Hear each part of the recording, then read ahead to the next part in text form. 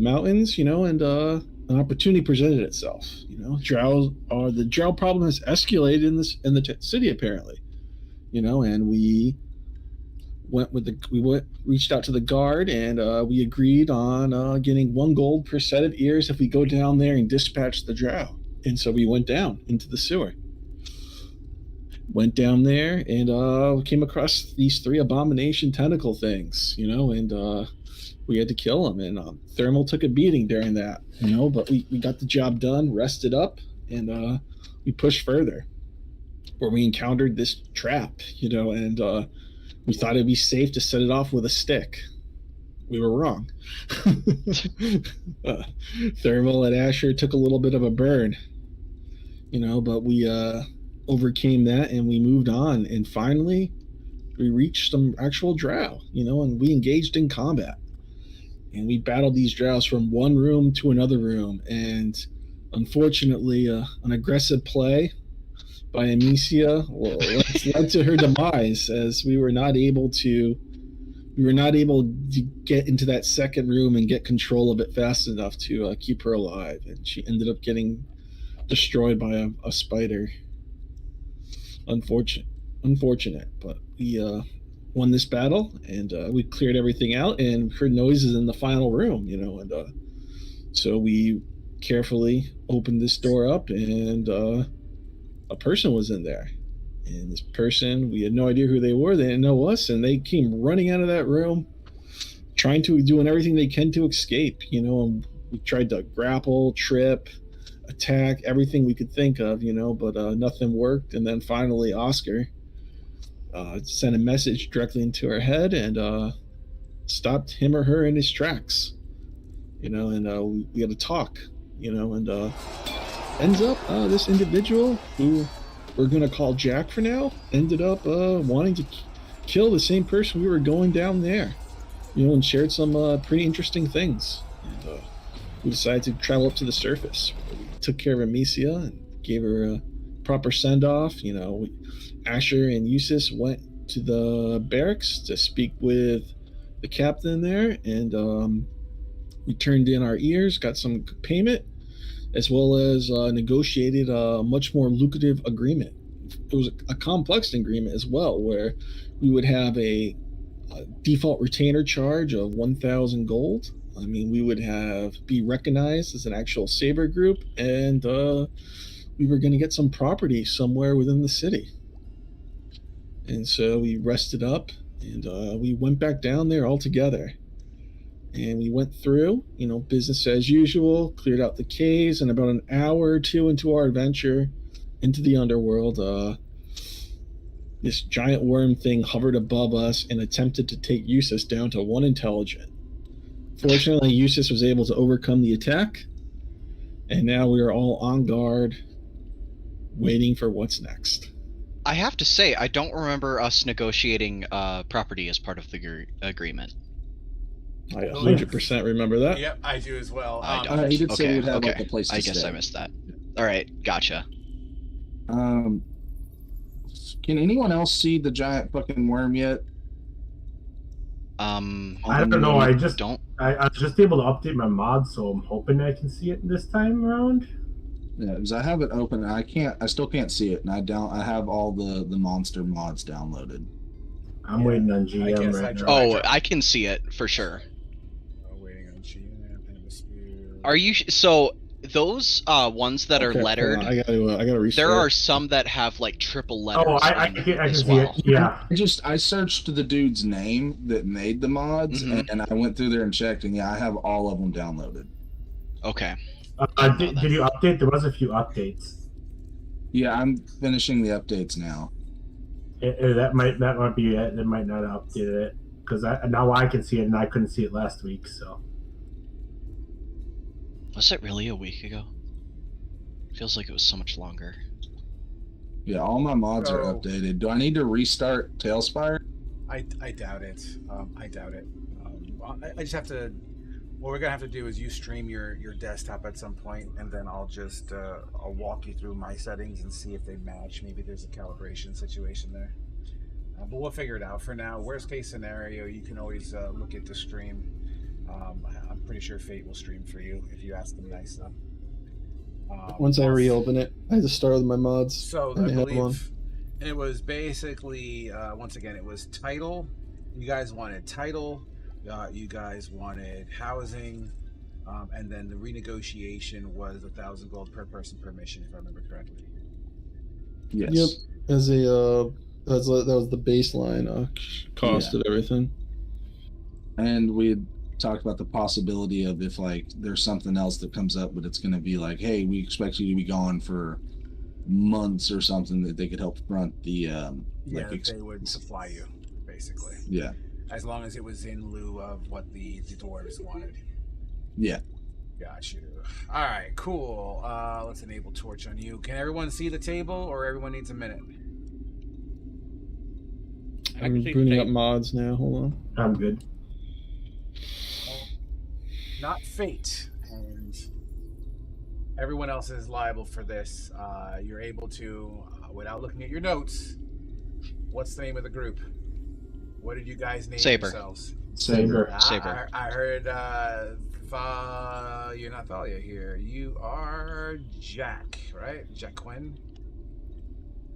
How do you pronounce that? Jacquin? Yes, I'm Jackin. Jackin, yeah. Jackin it. Got it. All right. Jackin. You're Jackin.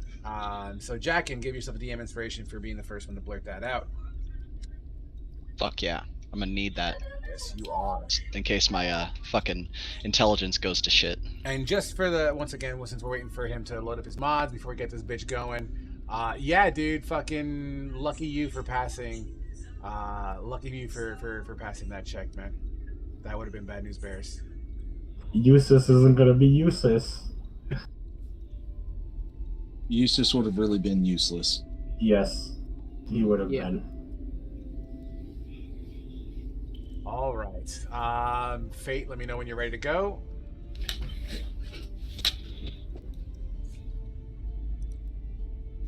Like now, Fate. God damn it. Yeah, that wasn't a nice, take your time. That was a hustle the fuck up.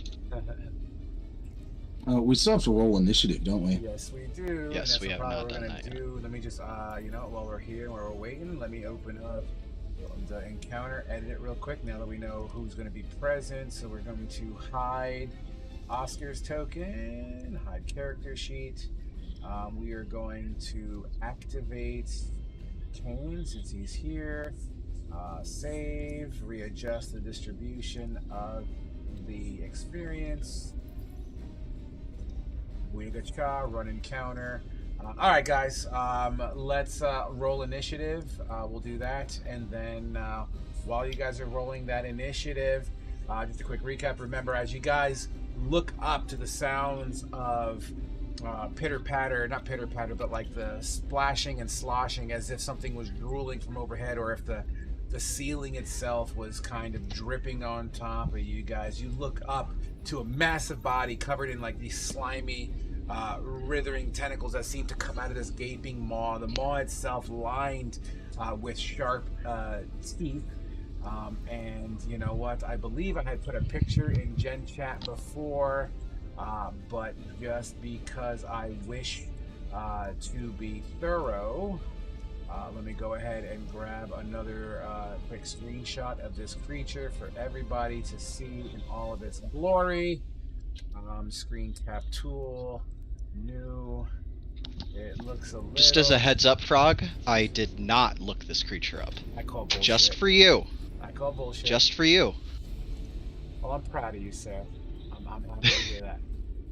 Here you go in Gen Now, Chat, if it starts gentlemen. pulling off some bullshit, I can't say I will keep it that way.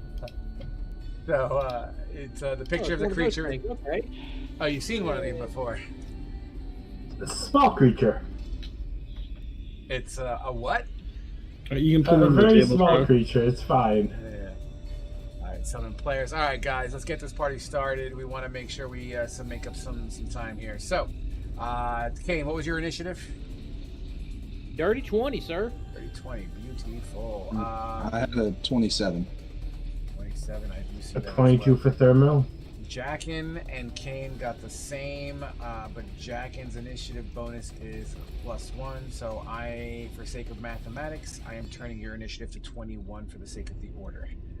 All right, so Who's getting the bonus? I'm giving you a +1 bonus because your initiative bonus is more than Kane's, and by definition, you should go before Kane. And I don't know if this program automatically assigns it that way, so I'm just making your number 21 because of the rotation. Wait, what's Jacket's initiative bonus? +4. Yours is a +2. Okay, yeah, definitely needs to. Yeah. Right, starting in Kane. Yeah. It's weird. I'm not used to going first. You just got a 17. Yeah, I see that. All right, guys. So, once again, as this creature, like it just has this massive roar, and it's kind of like a high screech roar, very, very alien in nature, very, very, not a shrill that you would hear in your everyday. And to be quite honest, any layman would be very, very frightened in this situation. It looks down, and these tentacle-like mouth appendages kind of whirl around and looks down as if it's getting ready to come down off of this massive mushroom that, let's just go ahead and say, 50 feet above you minimum by your best guess. And we're going to go from there. Once again, this creature is, as far as Dungeons & Dragons terminology is concerned, considered to be gargantuan. Oh, motherfucker. Why'd I press that button? 1 second. Sorry. Gargantuan. Just want to make sure I got the gargantuan correct size here. Gargantuan should be a 4x4, right? Can someone stream for me? Set size. Yeah. All right, cool. Awesome, thank you. Set appropriately. Kane, can you see the creature? I don't have mods, so no. Wah, wah. Okay, you could look at the stream that somebody's doing just to get a reference of what you're looking at. Nevertheless, Asher, you look up in shock and horror. Pull your shit together and go. First thing Asher's gonna do is try and move. He's got 45 feet of movement. Oh, and real quick too, Kane, this room is completely dark. All you see, because this matters, right? All you see is the bioluminescence that seems to kind of like, it's almost like fairy fire in a way, but it's definitely like a glow stick blues and greens, you know? But it's not enough ambient light to shed light. It's more of just an outlining, so you'll be able to see the contours of things, but the light doesn't shine to fill in the gaps. So, you know what I mean? If there was something standing there, you wouldn't inherently see it. Very, very, very, very, very dim lighting here. Okay. All right. Then as my bonus action, I'm going to cast a 2nd level Hail of Thorns. And then I'm going to try and shoot this big bitch. Get it.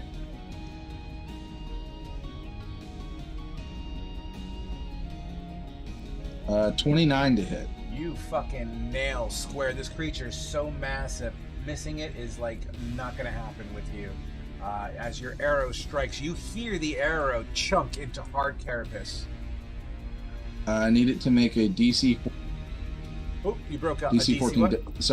DC 14 Dex save. Dex save. And that's a fail.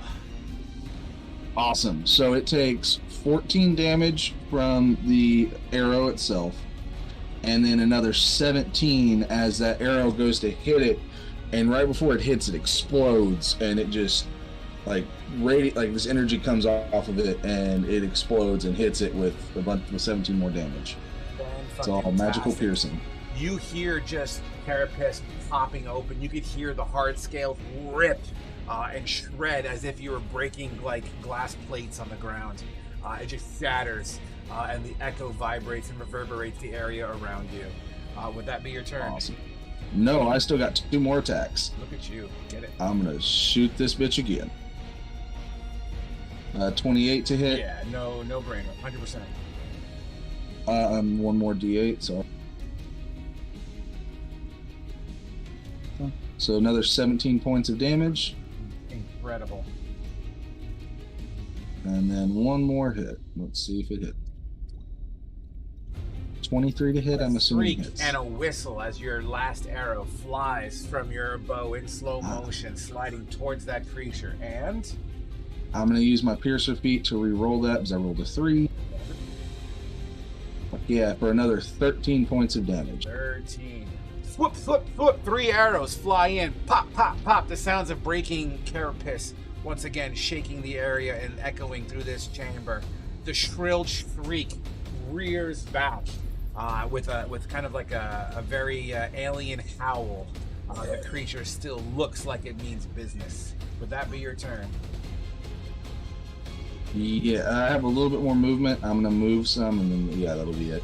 Fantastic. Thermal, you are up.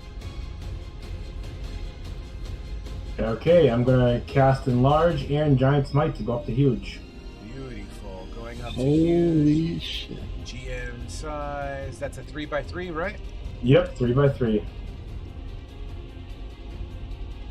As you enlarge yourself in front of your party, you just see everyone just kind of look at you, go, well, actually, they wouldn't really see you because of dim lighting, but if they did, whoop, you take your mushroom. I believe some of you guys have dark vision from the last session, or at least everybody has dark vision still, because mine is still up for another like 10 minutes where I gave it to everybody.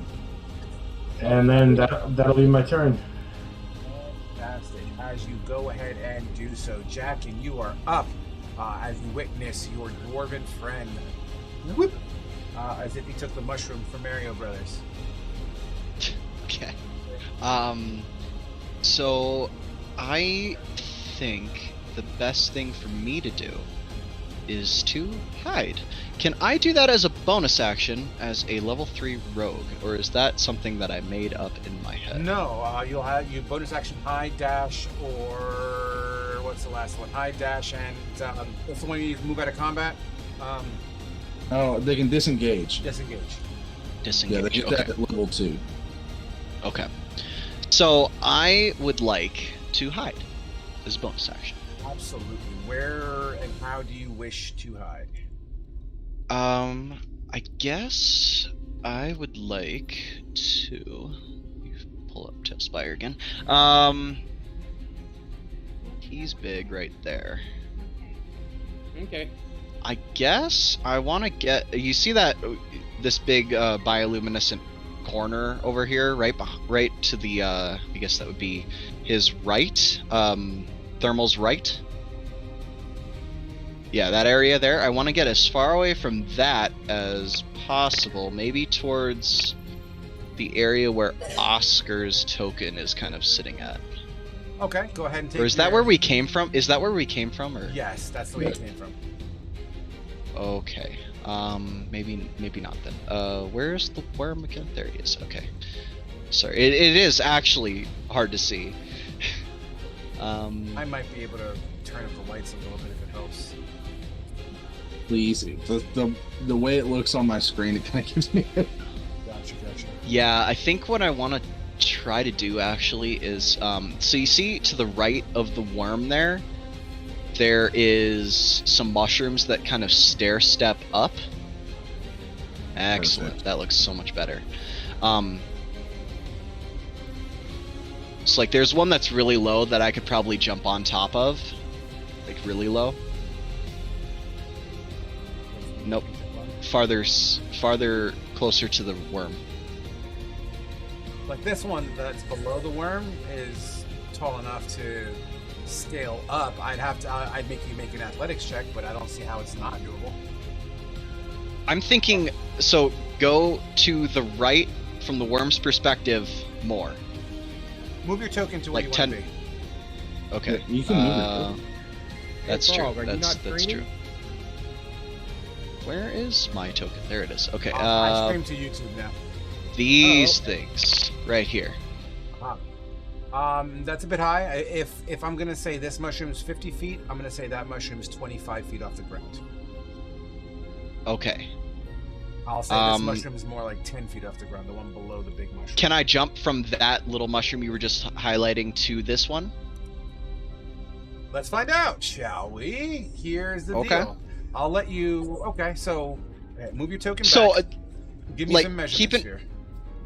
Okay. I want to know if it's possible. I should be able to know my own capabilities and know if it's possible before I start trying to actually do it. It's a 20-foot jump, and I just so happen to have a jumping calculator, y'all. Give me 1 second. 5e jump calculator. I will ping for you what your character's ability is. In general chat is the jump calculator, peoples. Give me 1 second. Yes, Jackin is getting jumpy like a frog. Hold on 1 second. I'm sorry, guys. How dare you?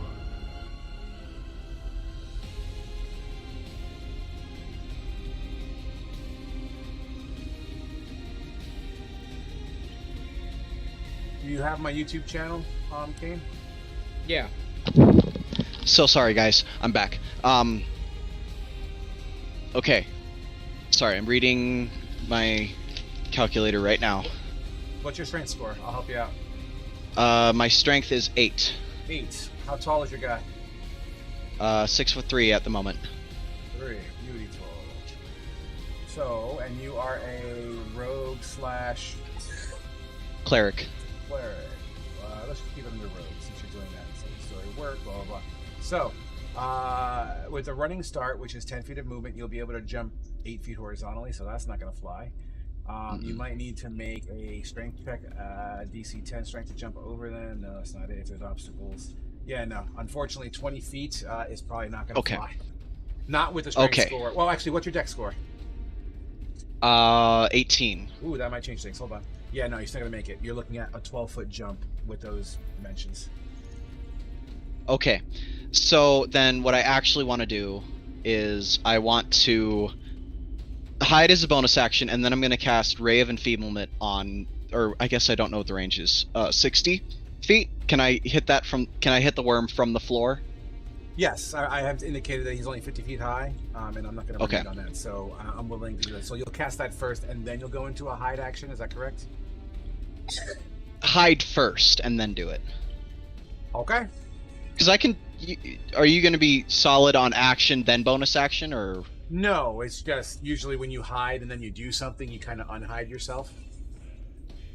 You know what I mean? Mm-hmm. It's like me jumping out of the wall and hiding and being like, fuck you! And then go back in, you know what I mean? Gotcha. Okay, then I see what you're saying there, and that sounds like it's fair to me. So let's do the spell, then hide. Roger that. Alright, what's my DC check on that one? And I believe, what is that? It is strength. It is actually a melee or a spell attack. So I'm gonna roll for it. 25. Beautiful. To hit. Your Ray of Enfeeblement. How does it look and how does it land? So I say the incantation, and then maybe I'll just be consistent with it and do the, remember how I turned, Asher's vision off? With the, like, pinching my, thumb and pointer finger together? Okay. Same thing, but different, but the effect is different based off of the incantation. Okay. Fair enough. As you successfully cast Ray of Enfeeblement, it knocks into this creature. Does it do any actual damage? No. It debuffs it, so on a hit, the target deals only half damage with weapon attacks that use strength until the spell ends. It can make a Constitution saving throw against the spell at the end of each of the target's turns. Gotcha. Alright, so on a success, the spell ends. Gotcha. And what's your spell save DC? That is a great question. Well, for now, it doesn't really apply, but you know. Spell save DC is 15. Okay, cool. Got it. Okay, and that'll be my turn. Or I'm gonna hide, obviously. How do I hide? What does the Ray of check. Enfeeblement do? Half damage on spell or on weapon attacks. Nice. Until I break you with a con save, you said, right? Yeah. Okay. Yes, and I make a stealth check to hide, correct? Yep. 16. Beautiful. As you dive under the mushroom, try and take as much cover as possible. Is that your total movement, by the way, or? Maybe I'll move a little closer to like underneath that mushroom right in front of me here, under there. Beautiful. Then I'll be good. Cool. All right, cool guys. I don't think I'm actually on the grid there. As you There we see go. this raven feebleman fly out and slam into this creature, the worm itself is, still kind of doing its worm fucking thing, shrilling, shrieking, looking like he's getting ready to jump down. Kane, you look up. It's your turn. All right. All right. Let me see. How far am I away from this thing? It's 50 foot high, and then tack into 60 consideration. maybe? Yeah, from where you are, if it's 50 foot high and you're 10 foot from the base of the mushroom, let's just say 55 to 60 feet if we're being fair. Okay, hold on. Let me check a couple of things. And then Eustace, you're on deck, by the way. Followed by the creature.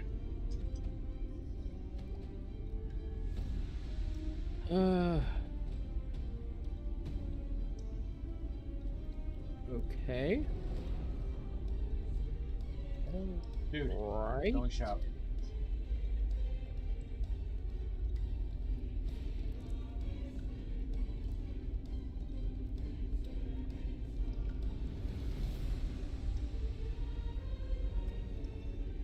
All right. What? Yeah, Kane, don't shout. Oh, that was my son. I know. I'm just fucking with him. All right.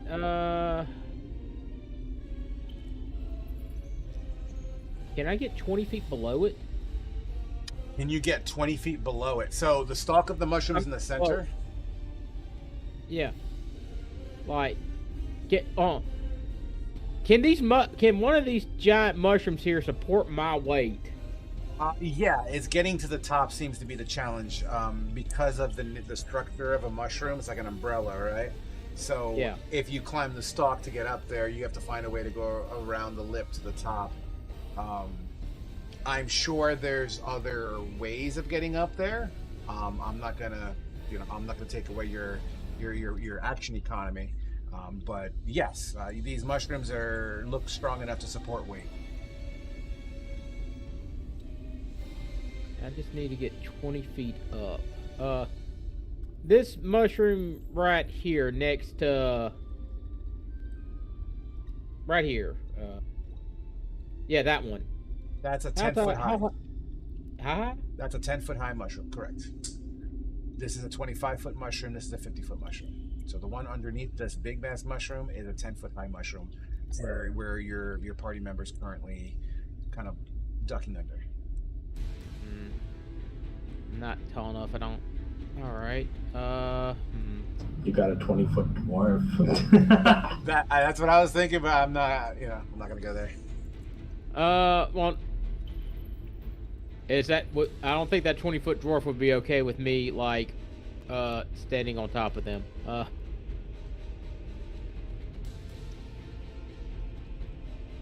Can always What hold your about- action. Could, but why would You know what? I break out the hand crossbow. Get it. Yeah. I will do my crimson braid on it. Okay. And since I still have dark vision from Asher, apparently.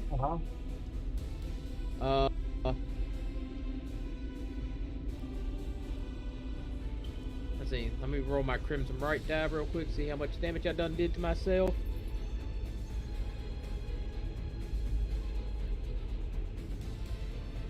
One, okay. I using my you see the lightning form around it, and I will shoot it. Go for it.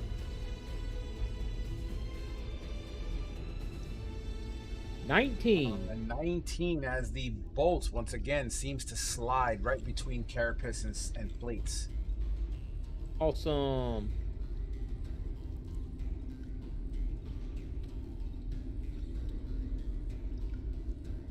That's 3 plus the lightning. 7 damage. The lightning, you can see it kind of like dissipate under the cracks, kind of accentuating the skill. Remember, this is very much a dark room. As your bolt slams into it, just that burst of light, like a miniature firecracker, goes, and you can kind of see its flesh for but a moment, and then it kind of retreats. Yep, and that's going to be my turn. Beautiful. Eustace, you are up. Creature is after, and then Asher, you're after that.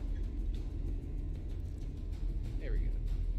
All right, Eustace is gonna fall back right to here, and all of a sudden, as he goes to take his last step, he takes a step and he turns around and he looks at himself, and then he takes a step to the left, and now he sees 2 of them, and then he'll take one more step to the right, and now he sees 3 of them. Mirror image. And they start to high five each other and cheer each other on, like yeah, yeah, yeah. And that'll be the end of my turn. Got it. It is now the creature's turn. Give me 1 hot second here.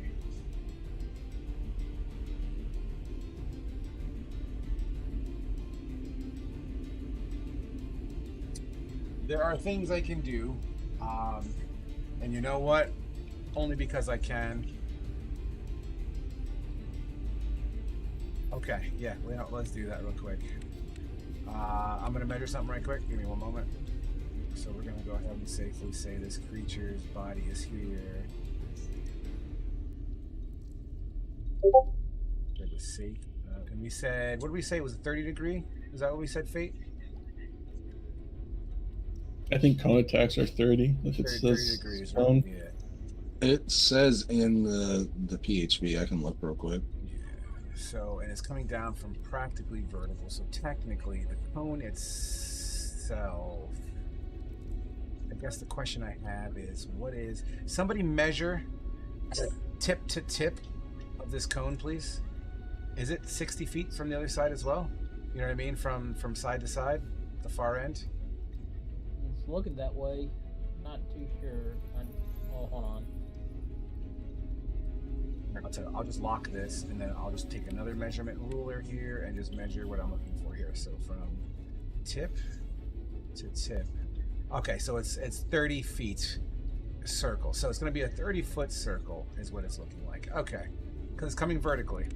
So as it 30-foot circle. Wowzers, that's a hell of a cone attack. I think you used the diameter was the circle, right? Oh, Not my bad. radius. You're right. Good call. Thank you for correcting me. Don't ever do it again. Let's see here. Can I move this? 4. Edit. Move. Aha.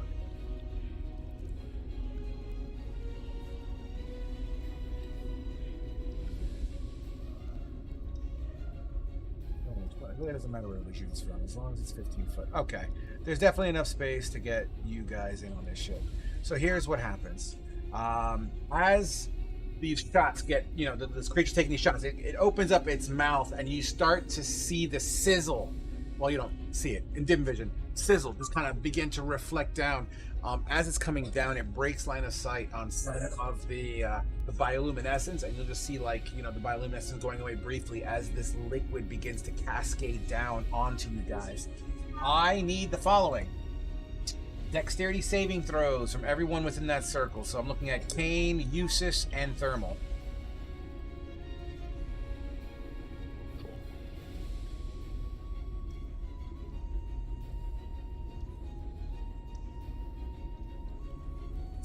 What do we got, gentlemen? Dexterity saving 11 plus Dex or whatever on the top, right? Dexterity saving throw. 16. 16 for you, okay. 17. Okay. And 11 11 for thermal. Unfortunately, all of you guys, it could be the dim lighting, it could be the shock and awe of this creature. You all unfortunately fail. As this acid begins to kind of just cascade over your body, you start to feel burns and sizzles over your armor, and oh my god. I'm going to use Absorb Elements as a reaction. What does that do? It halves the damage. Okay, that's a good move. The acid begins to burn you all for 38 points of damage.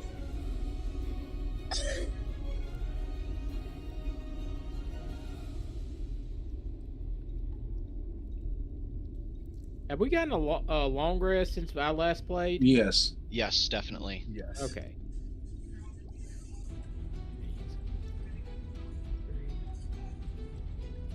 I go to a large frog. Oh, bummer, dude. I wasn't aware that was a concentration. Yep. Almost as if the acid is just melting away at the body mass of this dude. He's starting to shrink. Yeah, it just sizzles. The ground around you just erupts in this steamy, smelly kind of, as the ground clutter itself, although it was pushed away to the sides, the whatever little earth is down there begins to sizzle and kind of melt away at the rocky bottom. It smells of burning and just earth. Awesome. So you guys all take your 38 points of damage. The creature itself will...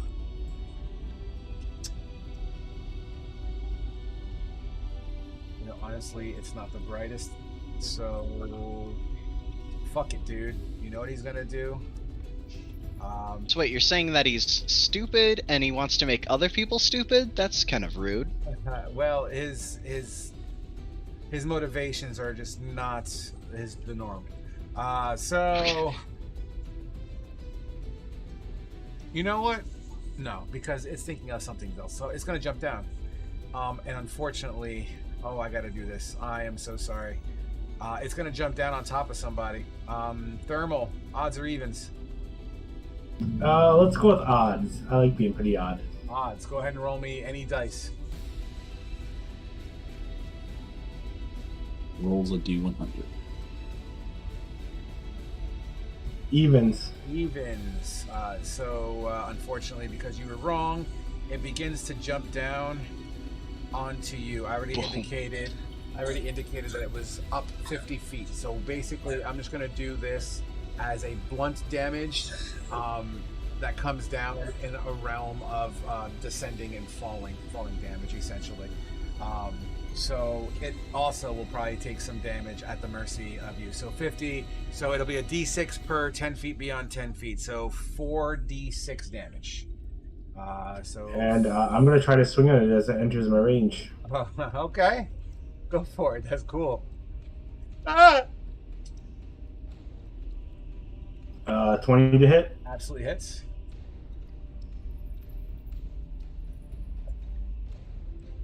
For 14 damage. 14 damage. Oh wait, hold on. I need to roll my Giant's Might as well. Sorry. It's okay.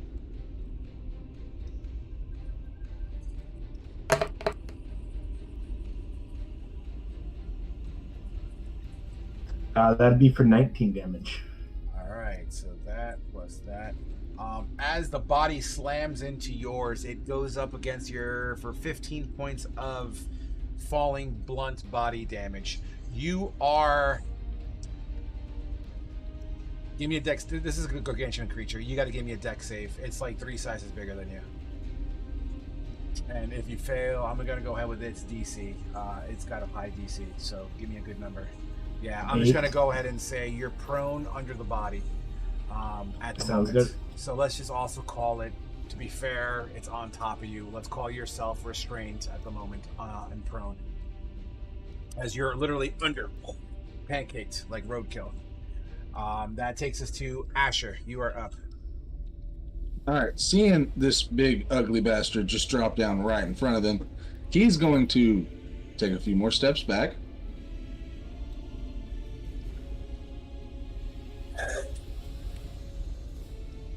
All right, 35 feet back, and I'm going to bonus action cast Hunter's Mark on it.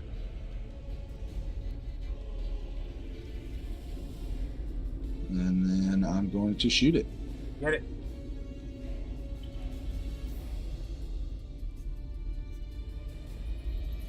Oh, so close. 30 to hit.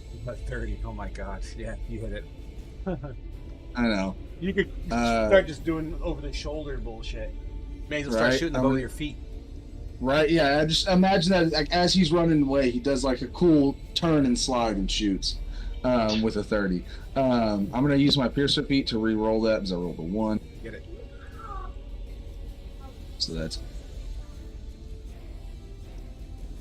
So that's first hit is 17 points of damage. Does a 15 hit? Unfortunately, that would ricochet your arrow into the dark beyond. See, I can miss. It happens from time. Yeah, when you roll a 3. Yeah. So that'll be my turn. You have like a 10% chance to miss. I have a plus 12 to hit with my bow. Thermal, you are up as you see you don't see shit, Thermal. You feel I will say you can muscle your way out of this. And let's just treat it. I mean, you're pinned technically, so why don't we treat it like a grapple check if you're looking to push yourself out of it? Okay, I would like to rage. Okay, rage away.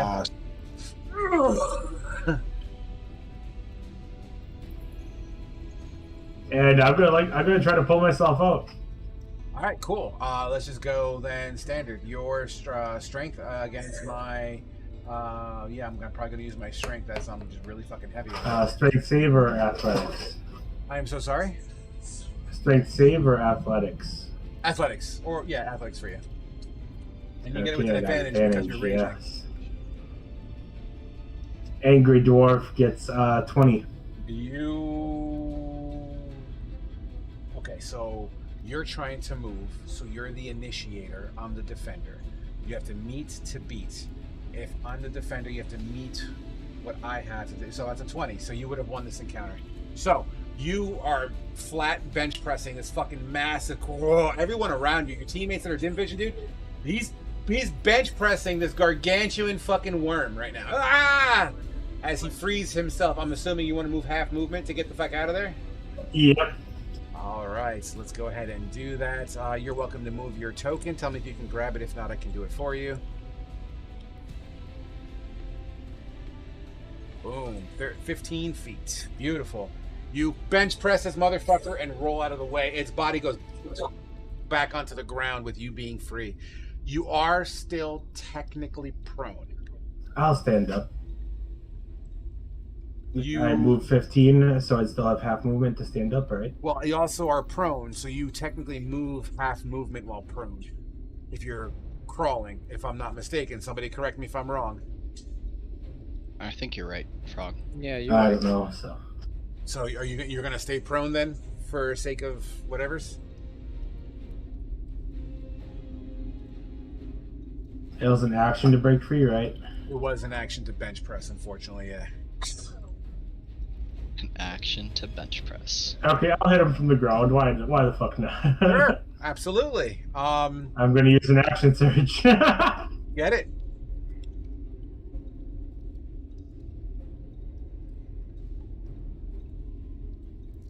And you know what? Even though you're on, it has to. Let's do rules as written. 22 to hit. 20. Yeah, 100%. Go for it.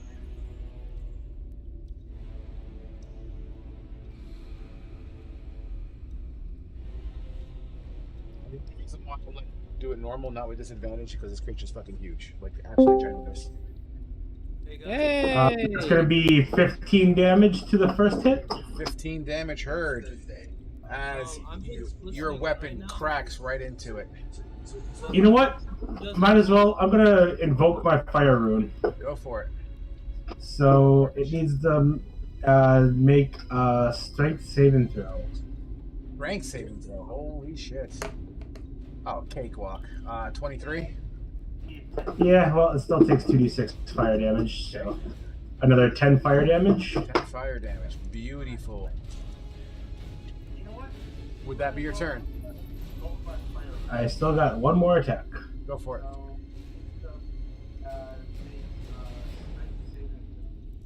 Oscar, you're hot micing. Oh, Oscar's here?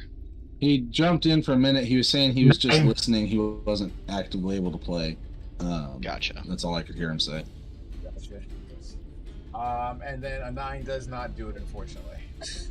Okay, that'll be my turn as a late. Roger that. Jackin, and then Kane, and then Eustace. All right. I am going to come out to right there. I'm directly next to it. Yeah, I am. Yes. Okay. And since do I know if I'm hidden from it in order to get the sneak attack, or? Regardless of which, you have teammates nearby, which would trigger your sneak attack anyway. Okay. Okay. Yeah, if you I have do teammates apologize, guys. within- This is my first time playing a rogue before. You're also You're good, flanking, man. too. Yeah. So we're going to do. Oscar sent a rules check in general chat BT dubs. We're gonna attempt to hit it, and a 9 definitely won't do it, but I have advantage because I'm flanking, correct? You'll get a +1 because you're flanking. Okay, so flat 10 then. Yeah, unfortunately, 10, your dagger or the weapon you're using, boom, it just doesn't pierce through his tough hide. Okay, then I'm going to bonus action disengage and retreat back to the safety of my mushroom. Fantastic. Would that be your turn? And yes, that will be my turn. You got it, sir. Kane, you are up, followed by Eustace. Kane will draw his greatsword and cast Hex on the creature, Get it. affecting his strength. Get it. So he has disadvantage on strength checks and saves, I do believe that's Awesome. it. And I will attack.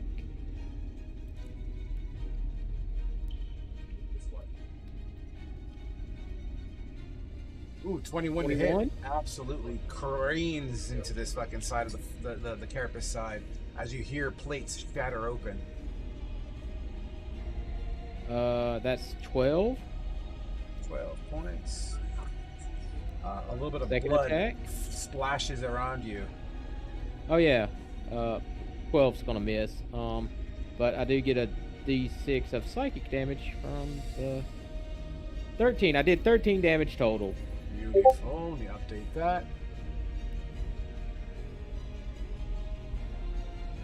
Strength checks for Hex, not saves. Not saved. Okay. Well, just Oscar is strength helping us out. Awesome. Thank you, Yes, Oscar. he is. I'm guessing he's watching. All right. So, as you once again just start smashing into this thing, you have any more attacks on you? I ain't got no more attacks at the moment, but I'll move. Oh, if I can. We miss you, Oscar. Trying to move around this thing. Move to about there. Beautiful. All All right. And I'm assuming that's your turn, yes? Yes, that's my turn. Eustace, you're up, followed by Creature, followed by Asher. Whew. How much wisdom do you think this thing has? 4. One way to find out. You know, I can't really risk that, can I? We're gonna Misty Step. And With we're how gonna big go. it is, you could fireball just its head and not hit anybody else. Just save my level 3 spells because I don't think this fight's as difficult as we think it is. We're going to Toll the Dead on the creature. Famous last words. Go for it. You know, wisdom save. A wisdom save as what's your DC? 17. It passes. All right, and then I'm going to move.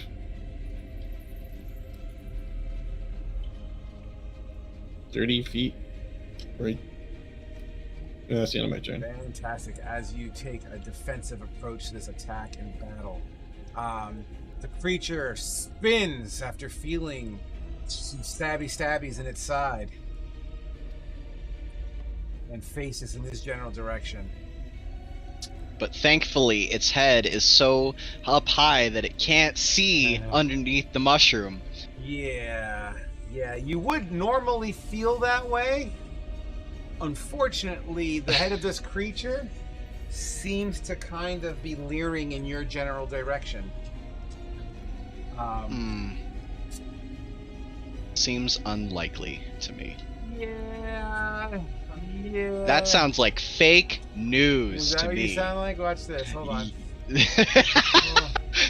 Watch what I can do, sir. Fake news. I'm in the wrong state. Fake news. Fucking Wow. fireballs me and it's fucking dead. Look in general chat. Oh god. Jesus. Okay, that's cool. That's fucking lit. So, does that mean? Wait, how does that affect stealth check? I mean, I know I'm not actively hiding at the moment, but how does that affect stealth checks? You can absolutely stealth on a visual level, but it could be covered in black. Interesting. And complete. Yeah, he just sees you. It's almost like a tremor sense of sorts. Interesting. Yeah, he can literally fight with his eyes closed. Cool. So. Love it. 10 out of 10. I agree. It's fantastic. Would fight again. Would fight again. First off, let me see if that acid breath recharges. Oof. Let's not. Let's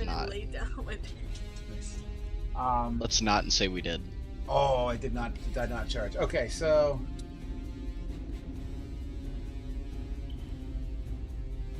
Oh, that's gonna be fun. Okay, let's try something different. The creature looks down at both of you. Give me an odds or evens there, Kane. If you guess right, it does not attack you. Okay, I'll say evens. Evens. Go ahead and roll a die, my friend. Let's see who you kill tonight. We didn't ask the goddess of death. She doesn't. 4. Evens. It does not attack you, as its head, these tentacles seem to have a decent reach on it, and because technically you were here, well, I guess there's a stump there, you have to be here. It doesn't matter, it would have reached you anyway. The creature swoops down at you. And I'm gonna swing on it. Huh? The sentinel when it attacks someone other than me. Go ahead. Sweet, that would stunt its movement, right? It would also stop its movement, yes. Sure. Go ahead and give it a swing. You know you love me, Frog. Oh, good thing I was at disadvantage, because I only got a 20, dirty 20. Okay. That would have been a crit if it was regular or advantage. Why is it at disadvantage? It's prone, technically. Oh yeah, he's on the ground. That's right. 11 damage. You said 18 damage? 11. 11 damage. Beautiful. That crack seemed to shake this creature. What? Okay. Seems to shake this creature just slightly, but the attack still goes through with a 20 to hit. And that's on you, Jackin. Yeah, that definitely hits. I will, as a reaction, Kane will use his Curse of the Eyeless. What does that do? I roll a d6 and subtract the amount from the attack roll. Ooh. What's your AC at, Jackin? 15. Okay, this is actually doable. Potentially. Also, Ray of Oh. Enfeeblement halves damage on weapon attacks, You're which I absolutely believe correct. still counts for like bites and shit like How that. long does that spell last for?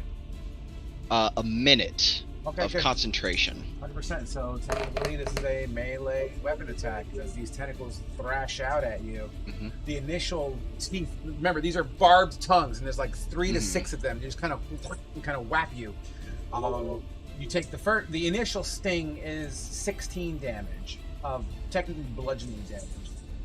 However, Okay. as these hits seem to strike into you, you feel like you're having an aneurysm in your head. You feel as if your brain is about to pop out of your fucking ears. And you will also take an additional 15 points of psychic damage.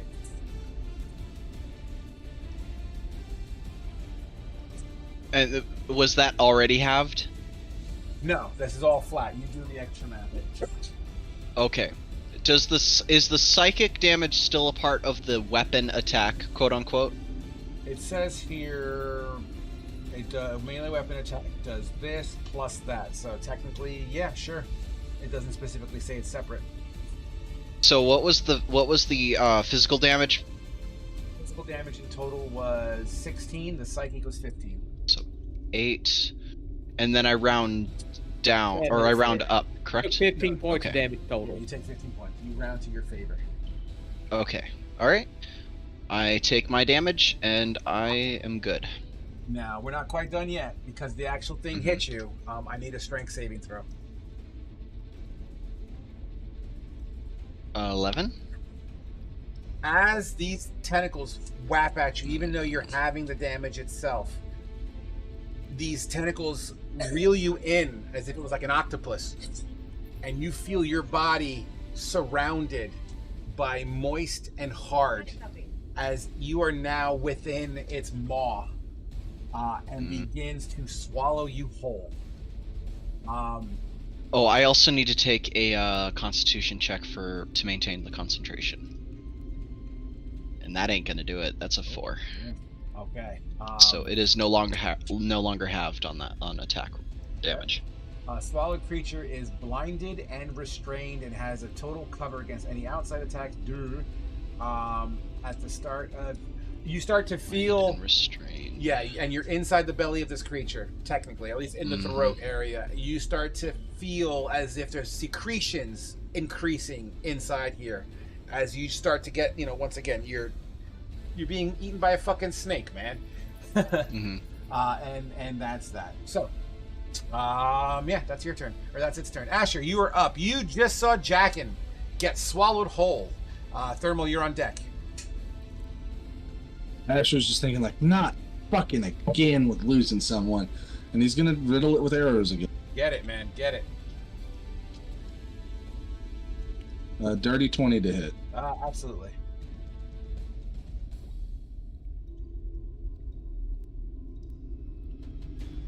Fuck yeah, max damage on everything. So 21 points of damage from the first hit. Wow.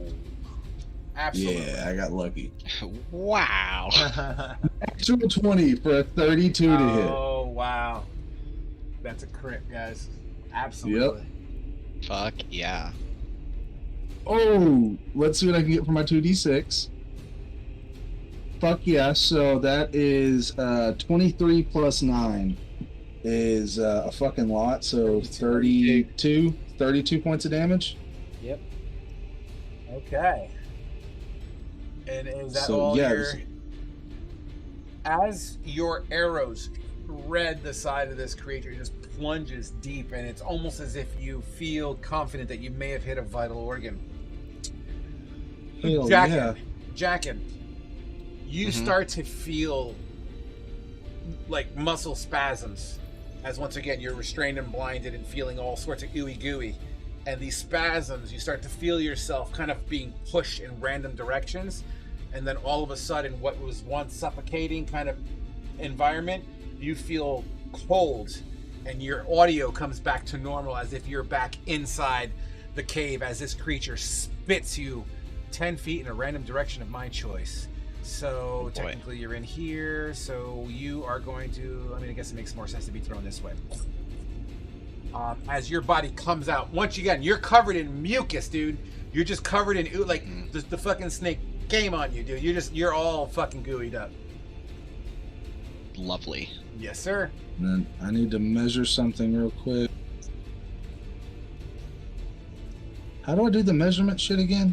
Bottom right. M as in Mary. and then drag.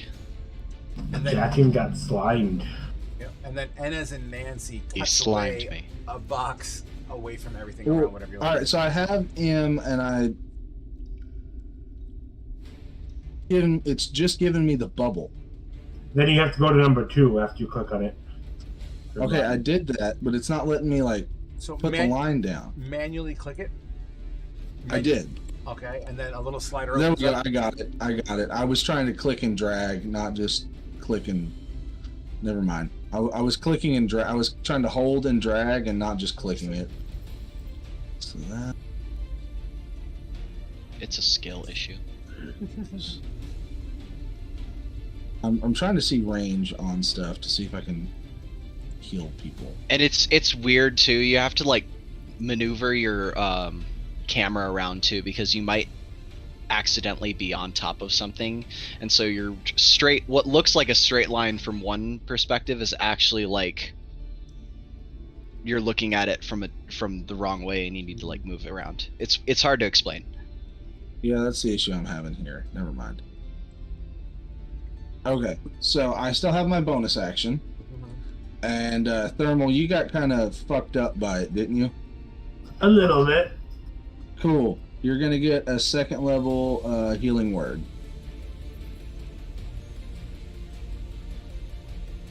So you get 7 points of health back.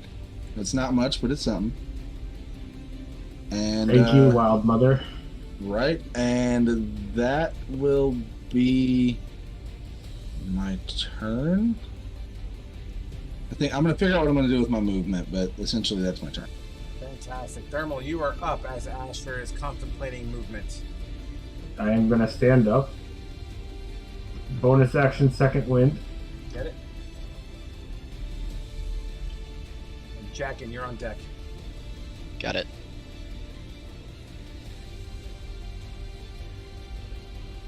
Well, myself where I another have mag Asher, back. would I have any type of cover? Where? He's underneath the mushroom to the right of the creature. If you, yeah, I mean, I guess you can really tuck in. I'll give you a half. It really doesn't matter. He'll see. And then I'm anyway. swinging twice in it. But yeah, I got you. 17 to hit. 17 hit, absolutely, 100%.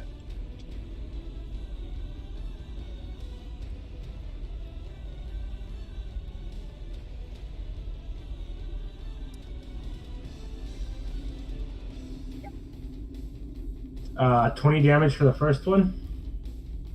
You strike. This creature is starting to show signs of fatigue and wiling out. It's starting to shudder and kind of quiver. 14 on the second hit to hit. 14 is not enough to do this as you glance off its tough exterior. Okay, that'll be my turn. Beautiful. Jackson, you're up. You stand. All right. Oh, I'm sorry. You're technically on the floor, but you know you're gooey, and it's just like it strings when you move away. You know, you move in your body parts, and you see like that gooey string that kind of connects it all together. Yeah. It sneezed on you. Yeah, he slimed me. Let's. I'm not gonna. Let me see here. Actually, I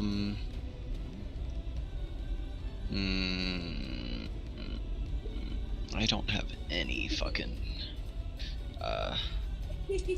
offensive spells really. What does Ray of Sickness do? Kane, you're on deck, by the way. Nah, I'm ready. That's not gonna work. Okay, we're gonna run up to it and stab it Get it. with a short sword. Actually, this time though. I'm guessing just right here. Yeah. Gotcha. You will have your sneak attack because you have teammates nearby. Okay. God damn, I cannot roll for shit on these fucking attack rolls. That's an 11. Once again, your dagger just blink. Just seems to be. That's a short sword, but yeah. Oh, gotcha. It's fuck me. Do I have an extra attack? Rogues don't get extra attacks. That is a no. Yep. Okay. Do you have a? What weapons are you wielding? I have a dagger, a short bow, and a short sword. Oh, you could try to do a bonus action attack with your dagger. For 2-weapon fighting. Can I?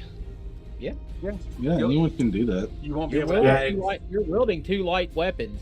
You just don't add your proficiency to it, I don't Correct. think. It's more Don't like add your ability modifier to the damage, but you'll get your proficiency. No, you get your ability. Oh. I No don't- ability. No, I'm modifier, not just going to do that. proficiency, I'm yeah. not a dual wielder. Okay. That's okay. That's my turn. I'm gonna stay right there, I guess. All right. fantastic. Kane, you're up. Okay. I will bonus action break out the dancing greatsword and let it do its thing. And I will start off by making an attack with it. Get it.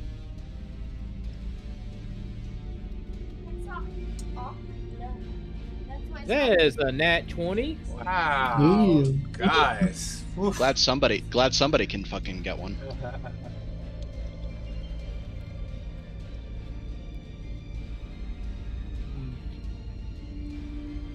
That's a. God damn. I'll add 2 more d6 to that. No, 3. Shit. That has the hex on it. Shit. Fuck. That just reminded me, I forgot to roll an additional d8 whenever I crit because Go of ahead. Piercer. Do it now. Okay. That's 20. Frog, you hate me. I rolled 3. another 8.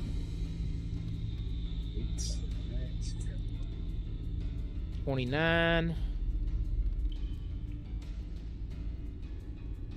Okay, that attack did 34 damage. From the dancing greatsword. Wowzers. I already added your 8 as well, Asher. Awesome. Sorry, I forgot about You're that. good. You fucking plunge your weapon and then shred it upwards. It just creates this gaping wound in this creature. It's starting to kind of rear back, and it does that shrilly shriek once again. It looks like it's fainting, although still standing. All right, now for my action. Oh, 18. 18 hits. All right, this is with the +2 greatsword. That's an extra 12 damage. Second attack. Ooh. Another 18. That's a hit.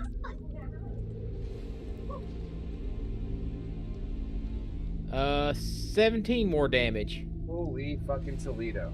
So you got your hex on both of those? Oh yeah, I forgot the hex on both of them. Hold on. There's an extra 5 and an extra 1. So, I had an extra 6 damage to all that. The first strike plunges in, you shred it open. The body kind of opens up in that wound, exposing some, and I'm going to say it's like, so if my arm was a cobra, I'm just using this as a reference point, right? The body's me, and here's kind of the neck, so to speak. You're attacking it here. You shred it open here, and it splays open. Your second attack cuts through muscle. And inside that muscle, as it opens up, you see this rippling muscle. Boom, boom, boom, boom, boom, boom. Your third strike, you basically sever this massive kind of tubed muscle. And as it flies open, it points in your direction. Give me a dexterity saving throw. Okay.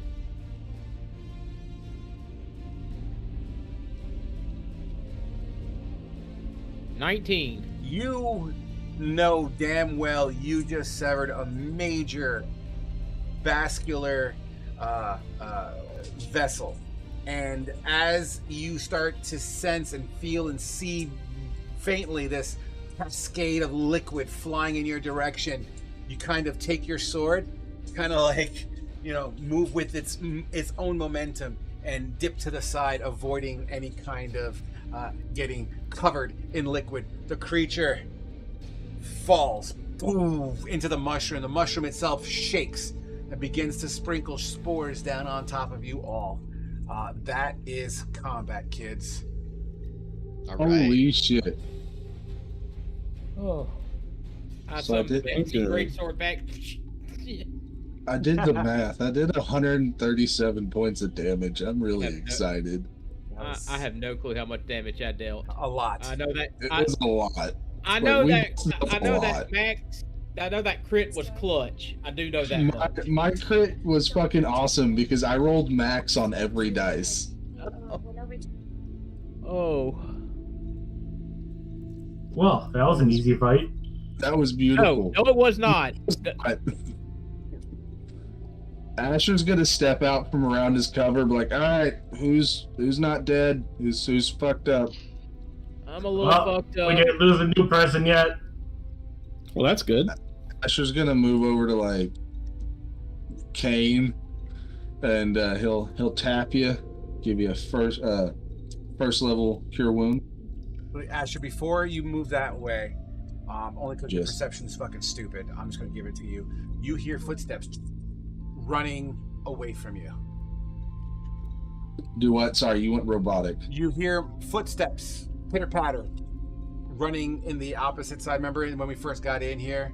Same thing, but also now full retreating, or at least running away from you. Like they were watching us fight this fucking thing? Basically. Love you. Okay. Asher's like, as he comes over and like touches Kane to heal him, he's like, I guess we had someone watching us, and they just ran off. And then I'm gonna heal. For how much? I'm fixing to roll it now. 5 points of healing. Well, that's better than nothing. And then yeah, that'll be it. Okay. I'm low on spell slots. Yeah, I understand. Oh, God. Mother puss bucket. What the fuck was that thing? A giant fucking worm is what that was. Thermal, do you know what the fuck this thing is? Asher kind of like pokes it with his boot. Give me a nature check, Thermal. Sad that Oscar's not going to be here to loot it. I dare him to cut it open.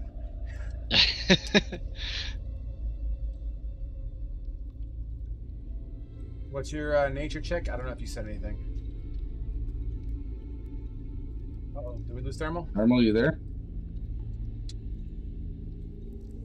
Sorry, what was that? My headset was having some issues.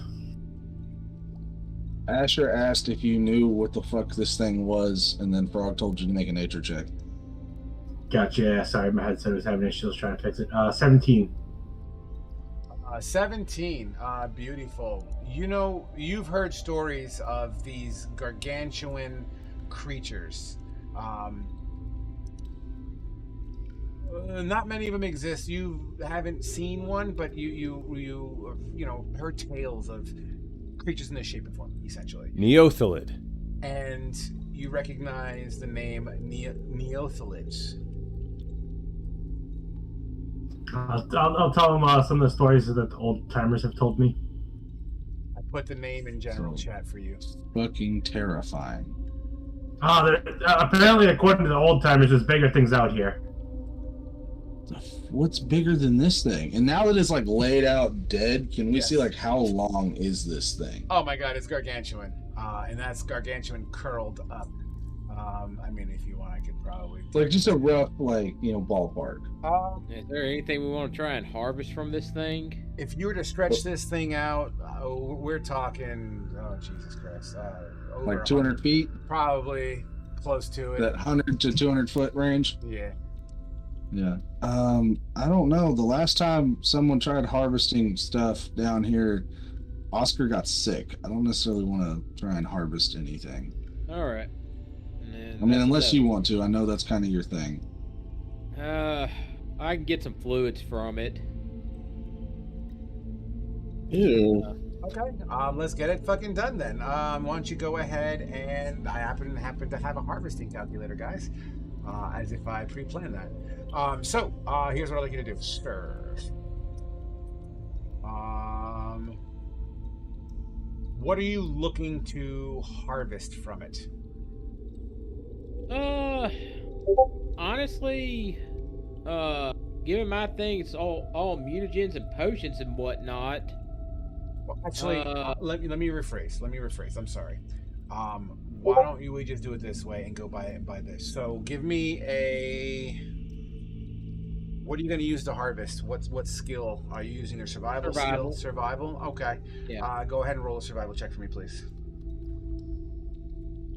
12. 12. You're able to... With a 12, unfortunately, that's not the greatest one. Yeah. Actually, you know what? It actually says here to use this skill. Do you have Arcana? No, I do not. I just got Arcana for being intelligent. I'm not proficient. Just go with a flat arcana then. I'm sorry, because I'm gonna go by what this table's telling me. Can I give him guidance? Absolutely, absolutely, you can. So cool. Add a D4 to it. Okay. 14 plus Fucking Oscar, look at its stomach. 16. 16, much better. So, you know, you go into the section where you saw the heart. On the outside of this heart, there are these two white sac-like, thinly covered in mucus and tissue. It's almost iridescent and like see-through, almost transparent in a way. And you'll see like the red and purple veins that seem to encapsulate this testicle-looking thing. Yeah, it looks like looks like the inside of a testicle, basically. And you know, as you use your sword to push on it, it seems to secrete an enzyme that just goos off of it. Okay. These two sacks, however, as they drip, it pools in the bottom, and as they pool in the bottom, they collide. And as the two different liquids collide, it begins to sizzle. Almost very similar sizzle to what's on the floor currently. Okay. Yeah. So. I will collect each liquid separately, and I'll collect a couple of vials of them together. Give me 1 second here. So you didn't fail. All right, cool. So here's what's gonna happen then. You collect the two things, you know, your samples in two separate jars. Each one of those collection jars will cost 50 gold each. So combined, the value of these items equate 100 gold.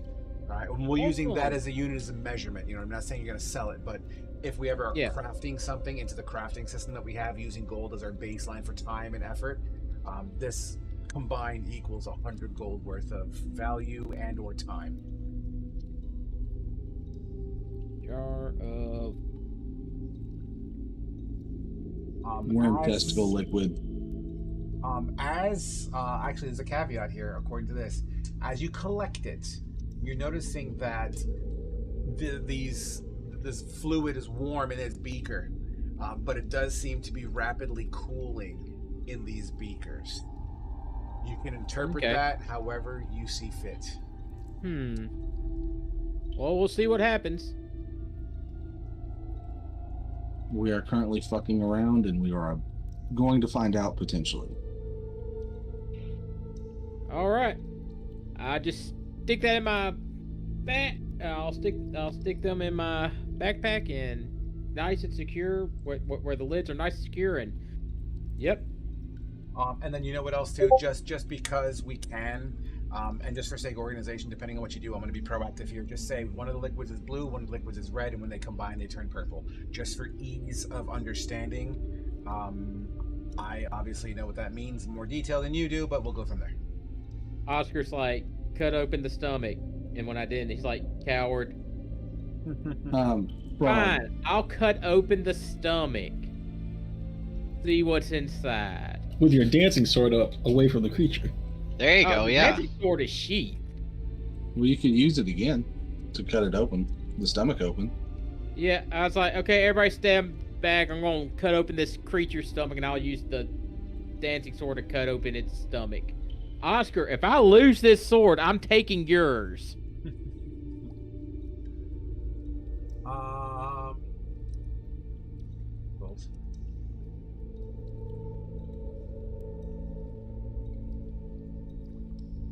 You slice open its stomach. You see partially digested remains of creatures that are very much not identifiable as the anatomy of some of these creatures. I mean, it looks like a femur, but the structure of it just looks different than maybe this was on a different type of creature. You'll see what looks to be carapace linings. You know, the inside meat being digested. The carapace itself, it hasn't digested fully. You know what I mean? So it's almost like just a shell of an exoskeleton, essentially. It smells rancid in here. The goo itself and the stomach acid coagulates awfully quick and creates this thick slime that's just stringy. You actually try to do one of these fucking things, try to get it off, and it's like a yo-yo. It just kind of goes bloops and kind of just comes back. Cleaning it off is very, very sticky and coarse as well. It's very uncomfortable, and it's cold. It's so cold when it hits air. However, this creature doesn't seem to have any physical, tangible things that you can acquire, although there does seem to be a sack in some sort of a leather-looking kind of bag, a very small bag. Can I hover? Can I control the greatsword to pick up the bag and bring it to me? I grab it with my mage hand. There you go. You pull it in with the mage hand, and it's just like this thick, literally looks like fucking chewing gum with string cinching the top. I kind of try to open it up with like the mage hand a little bit, and then I pick up the back end of it and I kind of jingle it above the ground. Caustic ground. The contents empty onto the floor. Anyone of dwarven descent or dwarven knowledge would see and recognize what this is. It is the dwarven equivalent of dominoes. So basically, these little rune squares cut out from rock fall, and they kind of sprinkle on the floor. It looks like a complete set, with some singeing around the edges here and there, probably from the stomach acid. You find it awkward that these dwarven dominoes are here, as these are typically more in an above world kind of a find. So interpret that how you see fit. I'll sheath the dancing greatsword, by the way. Yep. Once it's all said and done.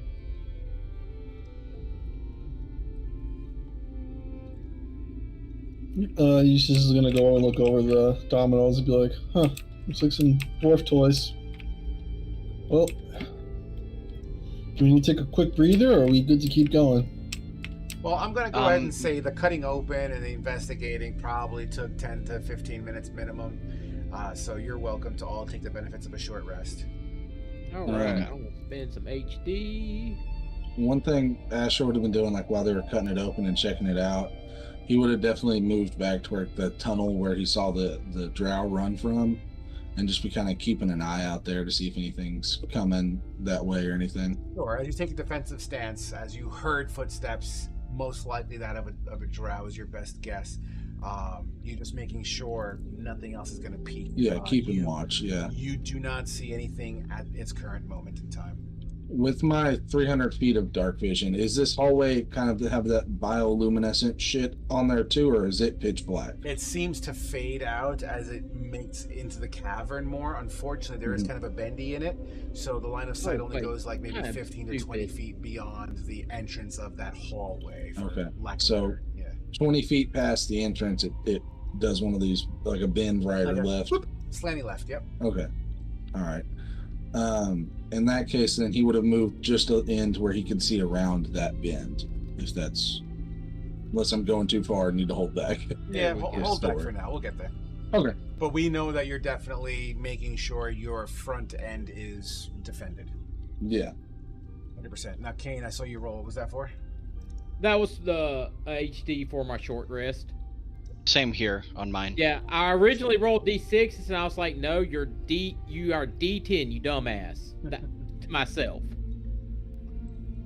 Awesome. Because I have D10 HD and not D6s. I'm just like, motherfucker. So, yeah.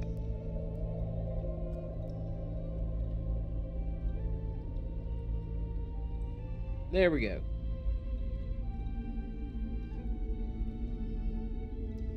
Gotcha. Oh, okay. I understand how this goes. All right, cool. Sorry, it's a new tool here I'm using. Nevertheless, guys, what's the plan? As you take your short breaks, you look around, you got everything's going on here. Thermal, what's going on with you? He's just taking a little bit of breather, making sure all of his ribs are not broken for being crushed. Yeah. Yeah, you know what? That stung, man. It stung a lot. Especially the singed areas around your body. Some of your hair is kind of curled up from the singeing. But you know, relatively, you're alive. You're breathing. You know, for you, this is like, you know, Tuesday. Yeah, didn't expect to be back home this soon. Absolutely. As you kind of look towards the future, i.e. moving forward, you'll see Asher kind of leaning up behind a mushroom, taking some degree of cover, and he just seems to be extremely cautious. You also look to your left and you would see those dominoes hit the floor as well. So, I mean, either or, if you wish to do anything, you're welcome to jump in. I'm good. Kane, you begin to clean yourself off.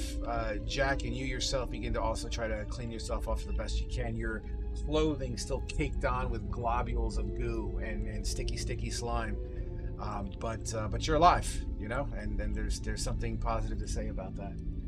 I assume. Go ahead.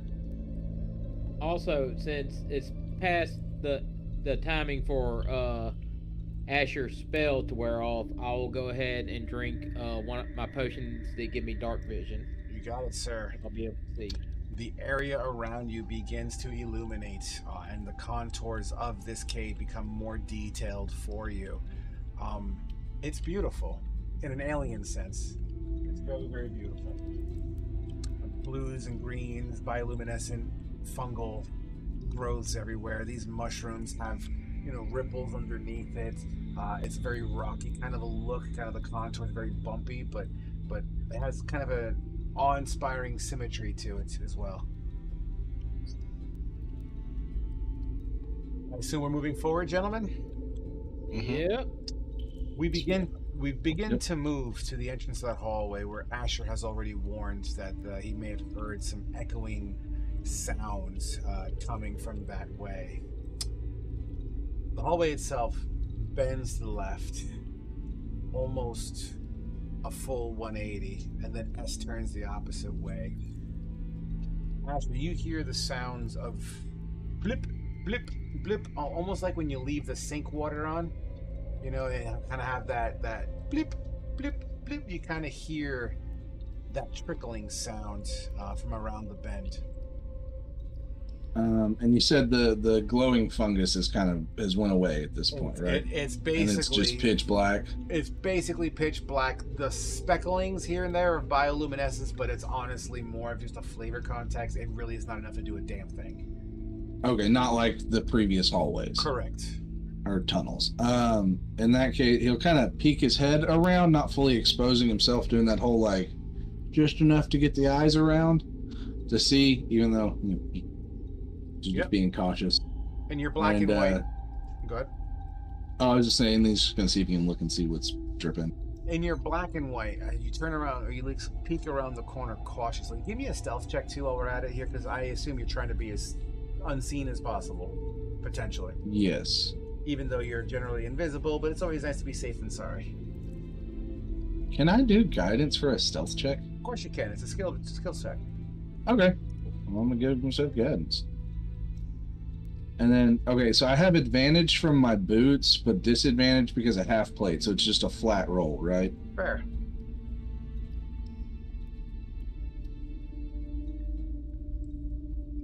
Oof. That's an 11. All right. You peek around the corner.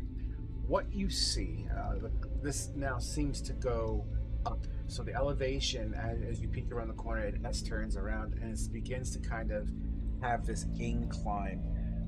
Although the incline is there and the width of this hallway is maybe 10 feet wide at best, it does kind of, it changes like 3 feet inwards, 2 feet outward. It's very asymmetrical in that way. It's not a perfect hallway. But it does also seem to be shelved, almost like there's natural step formations in this, and the ability to navigate it. It's not a straight path in there. At least the cutouts is very much of nature.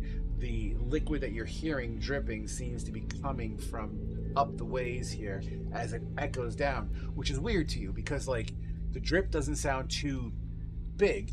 Like it's not a waterfall. You look down at your feet, or at least the ground where your feet are, and it does seem to pool, but it seems to be a very small stream of water or liquid. It's almost as if this area is kind of like a sound chamber. Something seems to be enhancing the dripping sound, and it just kind of, I don't want to say it's not, what is it, thaumaturgy? Not thaumaturgy to make it sound louder. Is it thaumaturgy for that? Thaumaturgy. Yeah. Thaumaturgy does Gotcha, do that, yes. Gotcha. So it's almost as if the cave has thaumaturgy, but I'm just using that as a reference of the noise level that a drip of water would make, Gotcha. But it does seem to kind of ripple down this hallway of natural steps and crags. What's your range in your dark vision? 300 feet. Okay, and that's all you see for now. Okay, so can I see the top of like where these steps go up to, or? It seems your vision itself. It seems like there's more hallway, but you're unable to see it within your range. Okay, so wait, I'm just seeing if I can get this like mental image here right. So it's not like a steep incline with these like natural steps that you were talking about. It's like over time it just kind of has these steps going up. It's like you're walking up a hill inside of a cave. Okay. And I don't see anything, so I'm just gonna keep moving forward, I guess. As the rest of the team notices Asher kind of being really cautious, is there anyone doing anything behind Asher, or are you just following suit? Yeah, I will be cautious and kind of just keeping my ears out and watching for things that I recognize as danger down here. Does anybody have the ability to give me night vision? Or am I just like following somebody like one step behind them? So, Asher has that ability, but I already used it, and I can burn a spell slot to do it again, but I have 2 first-level spells and 1 second-level spell, and I kind of want to save those just in case. But Since Oscar's not here, can we just retcon me changing 1 cantrip and just move forward? Sure, why not? It's just a cantrip. I'm not going to lose shit over a cantrip. That's fine. I'm trading out precipitation for light. Yeah, and because technically, I think Oscar would have had his drift globe out anyway, so Yeah. I'm okay with that for this situation. Okay. What are you casting light on? I'm not. I'm just gonna grab a rock and I'm gonna hold it and hover it above me, and then I'm just going to huddle really close with your to mage somebody. hand? Yeah. Oh, awesome. Okay, so you But I'm literally not just gonna made. light it. You I'm just not made gonna a, light it. No, but you made yourself basically a budget fucking drift globe. That's pretty funny. Yeah. Awesome. Okay, cool. Fantastic. So in the meantime, who else does not see in the dark? I do not see in the dark. What are you doing at the moment to keep up with the group? So, Eustace, I'm assuming you're shouldering somebody, Eustace? Yeah, I'm gonna hold on. Who has a cape? Maybe I can hold on. I kind of imagine we'd have the people that can't see in the middle, so it'd be like Asher, Thermal. Yeah, I'm like huddled behind Thermal. Jackin, and then like Kane at the rear. You know, I have a lantern, so why don't I use that? That makes us a spotlight down here, though. Well, the light cantrip on the rock produces 30 feet of light. If I Right, remember right. correctly. I thought Eustace said he didn't have it lit up yet. Yeah, it's though. not lit up yet, but he has it prepped to light. Oh, Oh, okay. Yeah. Yeah, I don't need to see. I'm just like basically I have my left hand on Thermal's back, or I guess his shoulder as he's walking forward, and I'm just following him as closely as possible. Does anybody else have any ideas other than my lantern? You could have your hand on Eustace's back, and then we'll just kind of follow the leader. If we need light, then we'll tell Eustace to light his rock up. Conga line, whoop whoop. I can do that, I guess. Okay. So, whose cape are you grabbing, Eustace? I'm not grabbing a cape. I just have my left hand like on top of Thermal's back. Okay, cool. And then Jackin is grabbing onto Eustace. So you're making a body chain. Yes. Okay. Sweet. Yep. So you begin to make your way up that hallway. It's not a steep incline, but the ground itself, once again, is very asymmetrical. And although everyone else can see perfectly fine, as you begin to ascend an elevation slightly, go ahead, Asher. I was gonna say, to help with everybody climbing, I was going to use my rope of climbing. I have 60 feet of it. I can have it not, and that makes it 50 feet. And I can tell it to attach to things. So I would have it like attach at the top and then kind of at the bottom to use it as a, like along the side, to use it as like a handrail. Okay. And then once everybody gets up to the top, to where like the last of it is, I'll have the bottom disconnect and move up another 50 feet. Okay. Kind of making our own handrail up because it says I can do it. It'll slow, not by much. Like that. It'll slow the ascent, but not by much, because you gotta wait for the rope to do its thing. Yeah. And I'm okay with that. So you slowly reveal more hallway. So for sake of speed, and as you guys kind of manipulate, occasionally the people with no dark vision would kind of stumble or trip their foot, on a rock and slide, because it's slightly slippery here, but it's not like you're gonna careen down a mountainside or anything like that. So you make your way to a point now, Asher, where with your natural sensibility, because it's right there. It's the sides themselves begin to, you're navigating too, even though you can see, you're still using the wall for support areas. You put your hand, and as you peel it back, you feel it kind of like Velcro slightly. Your hand is free, but you kind of feel like this Velcro-y kind of texture. I'm gonna look at my hand. Is there anything on my glove? There seems to be some webbing on it. Webbing? Okay. Like a lot of webbing, or like just a spider? I stuck my hand in a spider web, or like a bunch of like cobweb webbing? You pull your hand back, and even though there's some remnants, you would definitely gaze at the wall to reassess. It does seem to be spotty in places, but the denseness of the webbing is pretty decent for what it is. You feel that if it was a lot more, it might be able to slow things down a bit. It's not massive here, but it's spotty. It's enough to be like, oh shit, that's some good stuff. Asher will I imagine he's a little bit further ahead than everybody, so he'll kind of wait for Thermal to catch up to him and kind of signal him to stop, and he'll be like, Thermal, dumb question, are there like really big spiders down here? Frog, are there really big spiders down here? This is your home. I don't know what your real life knowledge is of the Underdark. I know you know Drow. Yeah, I would say that there are a lot of bigger creatures in the Underdark, and a lot of them are mainly dangerous. Well, it's patchy right now, but there's some, I'll point out on the wall where like this thick spider web patches are. And should we be concerned? Like, is this something, like, are we walking into like a spider's den here or what? And I'm scanning around to see if I can see like any type of tracks or like remnants of where something's eaten or anything, like if we're enter into a lair. Frog, would my creature know the connection between drow and spiders? I'm sorry, say that again. Would my character know that? Would my character know the connection between the drow and spiders? Usually? The war that wages between drow and Durgar goes back fucking generations. So, I mean, I'm pretty sure you would know your enemy enough to have a general knowledge, so I'm willing to say that it is not uncommon for Durgar to know that the drow do tend to worship the spider variety.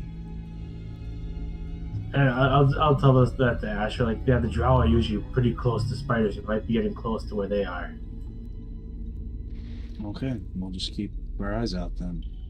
And kind of be careful with the walls. There's spider webs on it that are sticky. Make sure you're holding onto the rope. And I let everybody catch up, and I move the rope a little bit further down. Fantastic. You get to the point where your vision cascade is blocked because it rolls forward into a more flat. But as you peek up, it's goes back to your typical cavern, your stalagmites. From the top, though, it's like maybe 10-15 feet tall here. The walls once again narrow to 5 feet, then 10 feet, then 5. You know what I mean? It's very asymmetrical, still natural. The dripping water, as you pass through what's making that echoing sound, there seems to be like a crack in the ceiling, just a crack. Crack itself is maybe only about an inch thick, but there seems to be some water that seems to be dripping down from it, probably from an aquifer somewhere above you. Who knows? But it's wet. The water itself, though, doesn't seem to go in the opposite direction. which is where you're headed. So as you make your way to the top, and it starts to parallel, or at least balance itself out to be more straight. No hills, no inclines, no declines. Although when you look first, once again, the patchiness of the spotted webbing is vastly more prevalent here, as well as like there are some sections that seem to be. So if your hallway was a circle, you would see like the webbing kind of blocking off some of that circle. You know what I'm talking about? It's taking space. Yeah. And you said like the water's just dripping at like as like a curtain at where we're coming up into, of like where it comes up and then flattens out. There's like a curtain right there. It's a water. small one, like though. but yeah, it's like a drip every couple of seconds or so. Yeah. Yeah. But that's what I'm. Yeah, it's just okay. I got you. Yep. Yeah, Asher, he will take a moment to try and like catch a drip of the water in his hand. Sure, it's cold and chilly. You maybe do one of these things. It doesn't feel gritty at all. Do you wish to sniff it or taste it? He's definitely not gonna try and taste it, but he feels it through his gloves, and then he'll not like put it like right up here to smell, but he'll kind of do just a cursory sniff. Yeah, your sniff yields the smell of it smells good. It smells like spring water. All right, underground spring, and then he'll just go on. All right, cool. As everyone else pulls in behind with a hand railing, once again the two in the back are in pitch black. Kane, what are you doing as you follow behind Asher? Looking around, make sure we're not making sure we're not about to get ambushed. Just keeping an eye out. Sure. Head on a swivel. Give me a perception check. Okay.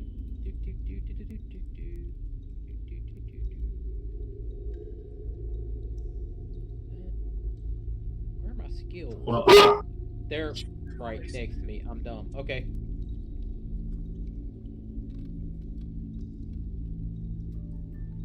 Thermal will be looking out and taking a real close look at the ground, making sure he's looking for signs of other Underdark creatures that so they don't get jumped like the last time. As Kane scans around, seeing those spider webs, you, Thermal, take a knee, and you begin to kind of put your hands feeling the rock, feeling the temperatures and the contours. You peel your hand off of the webbings and kind of pull it through, buddy, I love you, and kind of pull away from it. You don't see tracks here, as it is predominantly solid stone. The speckling of the bioluminescent fungal growths are here, almost like stars in the sky, but blues and greens. You don't see any real indicators of additional creatures here, at least at a glance, outside of the spider webs. Kane, you yourself feel this feeling in the pit of your belly, like it's weird that I'm underground and I'm seeing webbing like this. It's coarse, and even if you were to investigate it, like it peels away like cotton candy, but firmer. Yeah. Don't like it. Eustace, you see your cot. Well, you don't. You hear you scuffling on the floor. You hear that the momentum of the party has ceased moving forward, and you only hear all of this. In fact, you stop as a result of fucking Thermal ducking down, and inadvertently, Jackin would bump into you by accident, kind of ceasing their progression forward as well. I'm gonna go slightly bend over a little bit. It's like, what is it, Thermal? Just making sure we're safe and not another one of those creatures. Does it ever get light down here? Gee, I can't see a damn thing. Welcome to my home. It's not too bad once you get used to it. Thermal, I think I might want a vacation here. Lies. Well, maybe if we get those things from the Crystal Peak, I'll show you my town. I look forward to it. And Asher had asked the party, like, are you okay if we just take a 5-minute stop here? I want to check the map we have to see if I can get an idea of where we're at, because we know where we started at.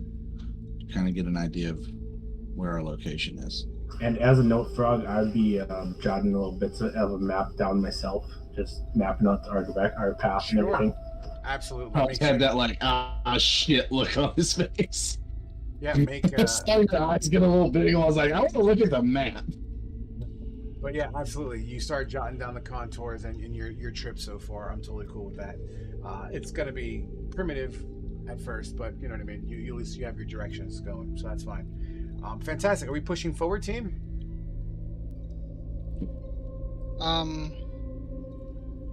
We're taking a break, right?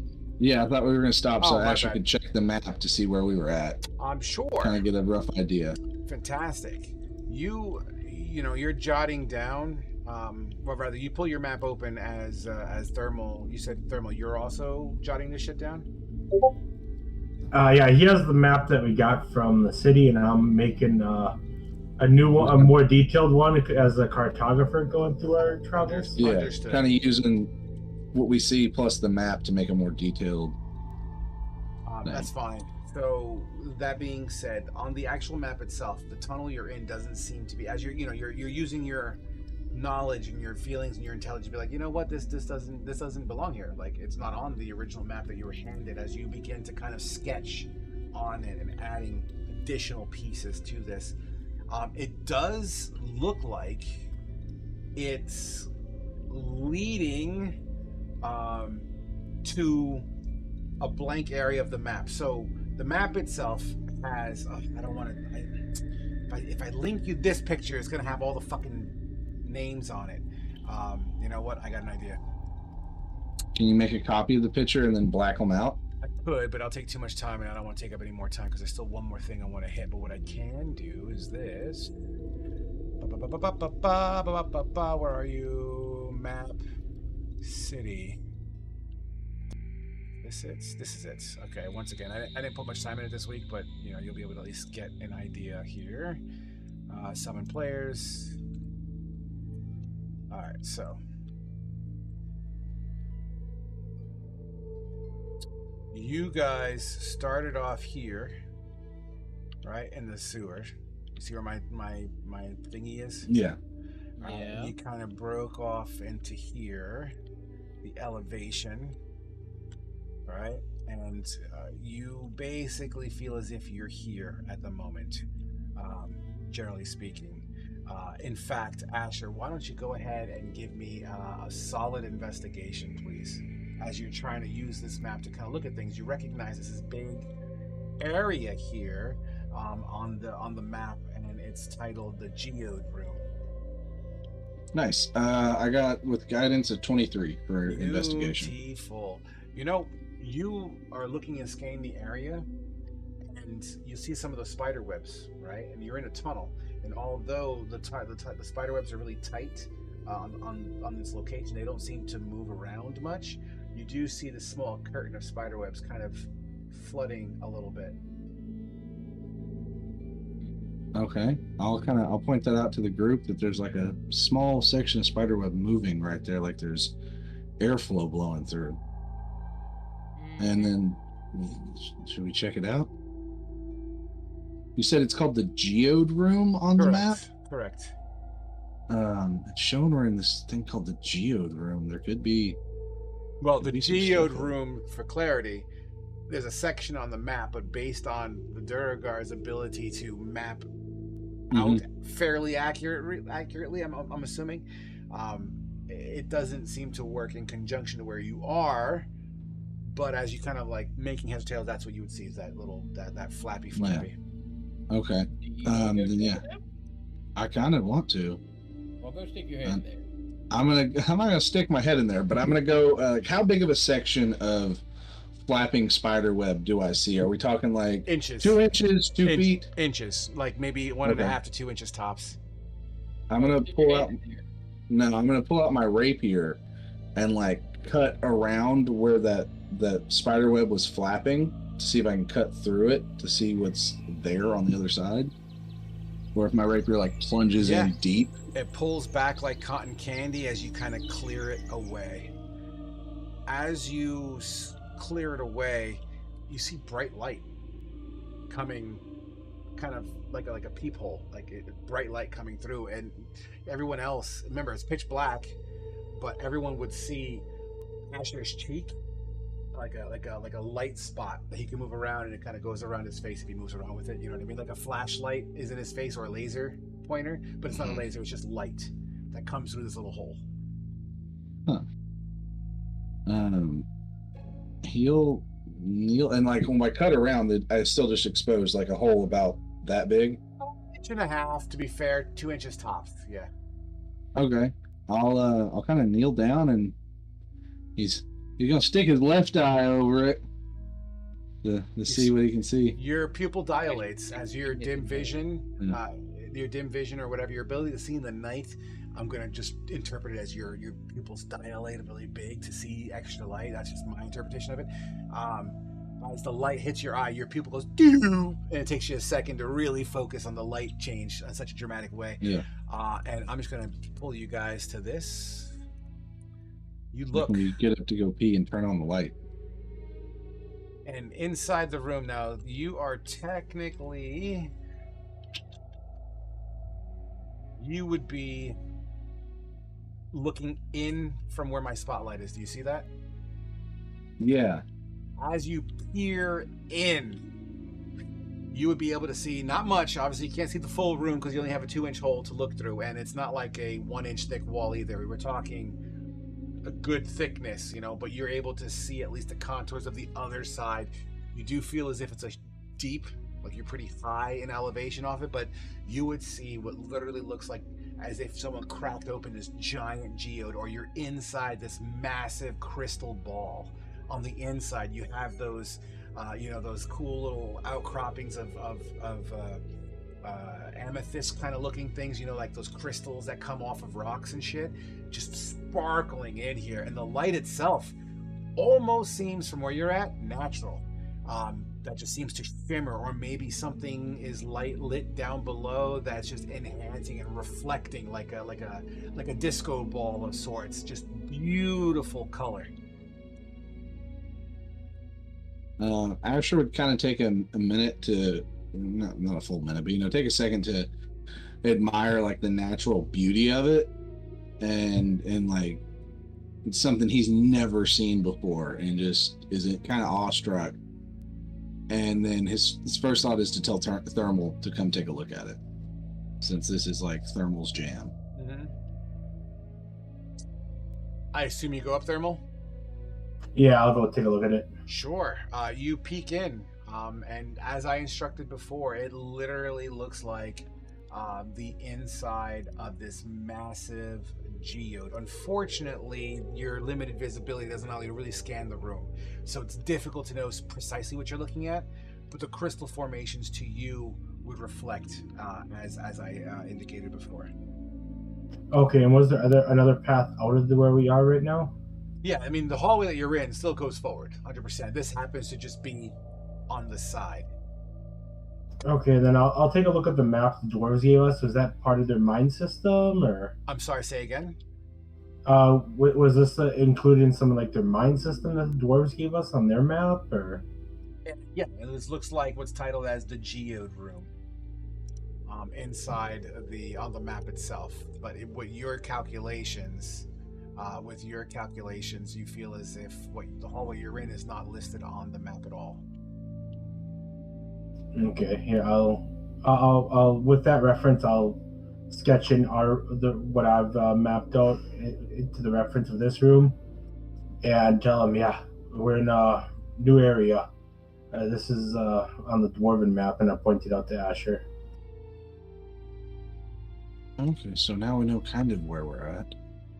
And I just like I said, I kind of draw in our path in relation to that as the best I can. You do so. What do you guys want to do? Now that we kind of know where we're at and everything, Asher will try and cover that hole. Unless anyone else wants to like take a peek in there, he's going to ask if anyone wants to see a bunch of shiny rocks and crystals. It's kind of beautiful. I'm sure we'll get another chance. Yeah. All right. I'm good. Cool. Asher will take the webbing that he cut off because he was trying to be careful with it, the patchwork, and just kind of cover that hole back up with it. Because it's web, it's going to be sticky. Sure. As you put it back up, just recognizing the situation where you're at, you would look to see the rocks around the peephole, so to speak.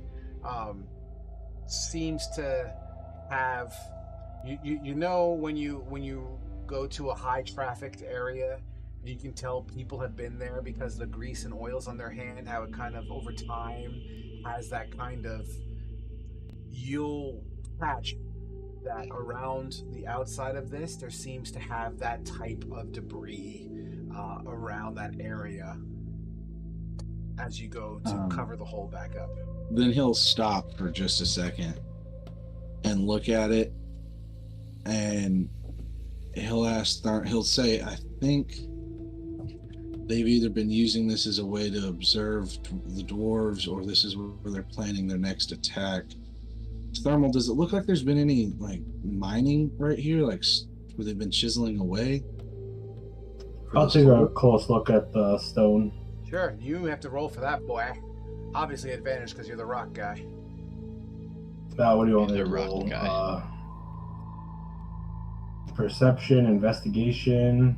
Well, let's go with investigation at advantage. Like I said, you're the rock guy, so let's go with that.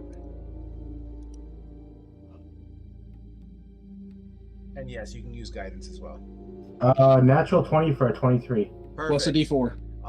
You know what? As you kind of squeak it around and look around, man, yeah, you'll see some shards of rock on the ground, as if something was chiseled here. Yeah, definitely they were trying to chisel. It might have been another possible route into the city that they're looking at. Maybe a bigger route.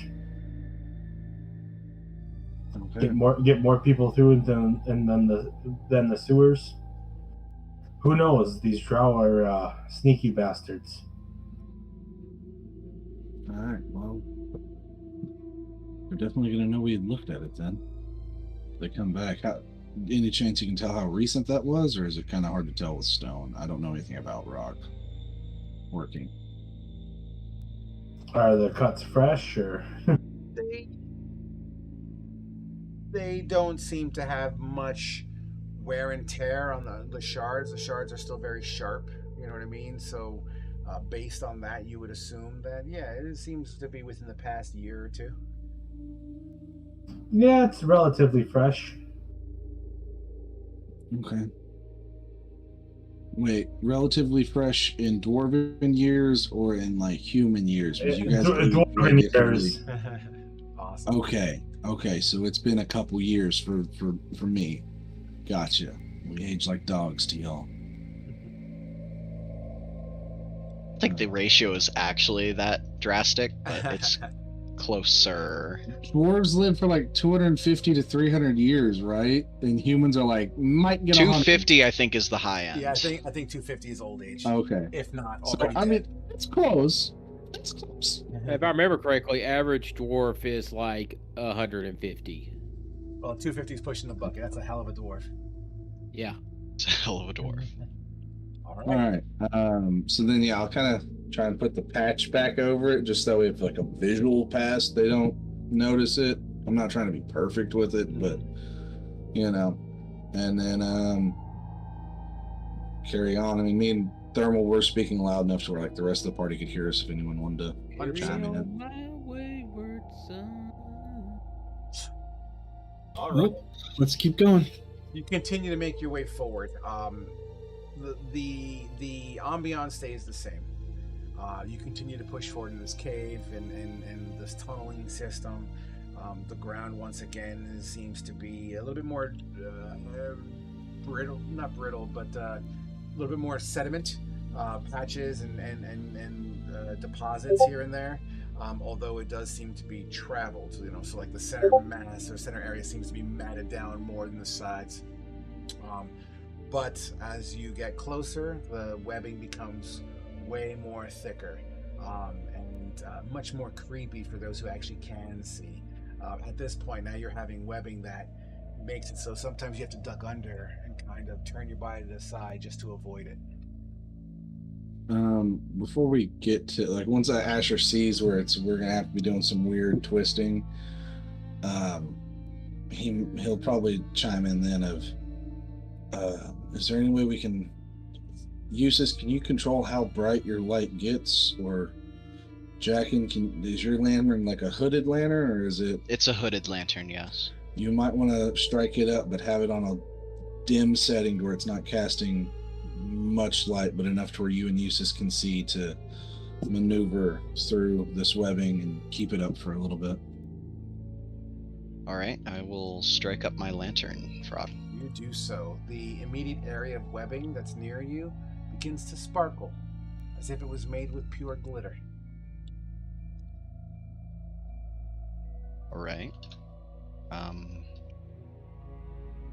Jackin's gonna kind of marvel at it for a second. You look at it, and once again, this cave does have airflow, and you'll feel the cascading breezes here and there that are actually warm. Funny enough, the air is warm airflow that kind of just breezes past you, and it does kind of flutter some of the webbing, almost like ocean water in a way. Gotcha. Frog, has the smell changed any?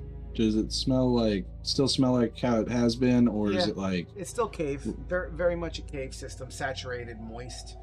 Humidity seems to be interesting, probably between the heat and the water flow that's coming in here. Maybe, there is some degree of condensation. In fact, the glittering kind of spider webs is probably from saturation and condensation. No, like, death or decay, like we're walking into, like, something's feeding ground. At the moment, no. Okay. All right, then yeah, we'll just keep trudging through. Fantastic. With the new light, you avoid me having to make the blind guys do checks, so good job. With the light, you guys continue to maneuver cautiously and carefully. Eventually, the room opens up, and bioluminescence begins to take over yet again. And the opened cavern, the ceiling begins to grow. 10, 20, 30, 40, 50, 60 feet high. You begin to hear the faint sounds of what you can best describe as civilization. I know it's a very vague term to use, but it's the only word I can think of to describe that. Once again, it's just like an echo, and it seems to be very, very faint. The spider webs, although still prevalent around the outsides of this cavern with the bioluminescence, once again, this place is alien. Well, to most. But very, very alien to the vast majority of you guys. You don't feel as constricted or confined anymore. Once again, the area opens up. These large mushrooms also begin to show themselves again.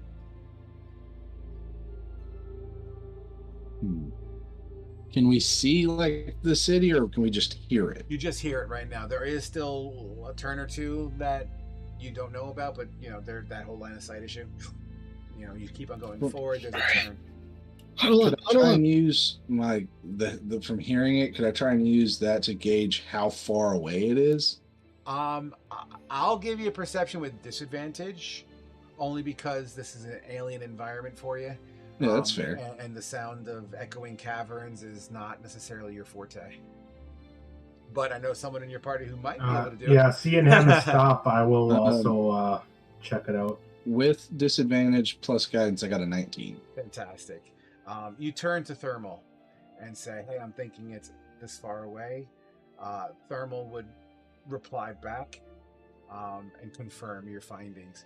Not far, but far enough to not be a threat. Like, we could reach it by the... Like, what time... How long have we been in these tunnels? A couple hours, tops. And we left it, like, in the morning. So Correct. A little late... Was it, like, late morning? Yeah, roughly after breakfast, let's say. Yeah. So it's only about noon-ish now. Give or take. Noon o'clock. Yeah. Give or take, yeah. Yeah, then we'll, like you just said, huddle up. So we're not really just going to go walk in the front area of a city and take them along at once, right? What do No. we do? That would be stupid. But We need to at least look and see what's ahead. yeah, from what me and Thermal were able to gather, from what we can hear and everything, it's a couple hours away. We're far enough back here that we're safe-ish. We know they had scouts. They saw us fighting. Jackin, don't know if this is too much of a personal question, but how hard is it for you to change how you look? And I'm assuming it lasts a long time. It will last as long as I'm. Yeah, it'll last as long as I keep it up, but it does take me. Like, I can change my form fairly simply over the course of a night. Okay, so we need to sleep. Because I can change how I look with a spell, but it only lasts for an hour. But I can't speak the language down here. I can hide myself. And yeah, I Thermal, can speak it. I know. Mhm. Thermal, you can go invisible. And how long does your invisibility last? It's like an hour? An hour. Okay, I have an idea. Oh boy. Well, you said we need to recon. So, Kane, Eustace, we travel a little bit further or try and find somewhere safe to set up camp at, like a tunnel that does like one of these jaunty things or something. You guys stay behind. Myself, Jackin, which I'm having to put faith in someone I barely know. Please don't fuck me over, but I think I can trust you. And Thermal, go in to the city. And we can try and see what we can find out. I can make myself look like a drow, but I can't speak the language. Jackin, you can look like a drow, but you can't speak the language. Thermal, if they see you, they're going to kill you on sight. Correct? Yeah, it's the ways of the Underdark. Yeah. But you could be invisible and see what you can hear, and you can listen to what they're saying and watch them. Jackin, what if we had you change your shape into a drow? It looks like they might have some sort of, I don't know how their system works down here, but like, I don't want to say authority, but like, they look like they're aloof. They have money, maybe.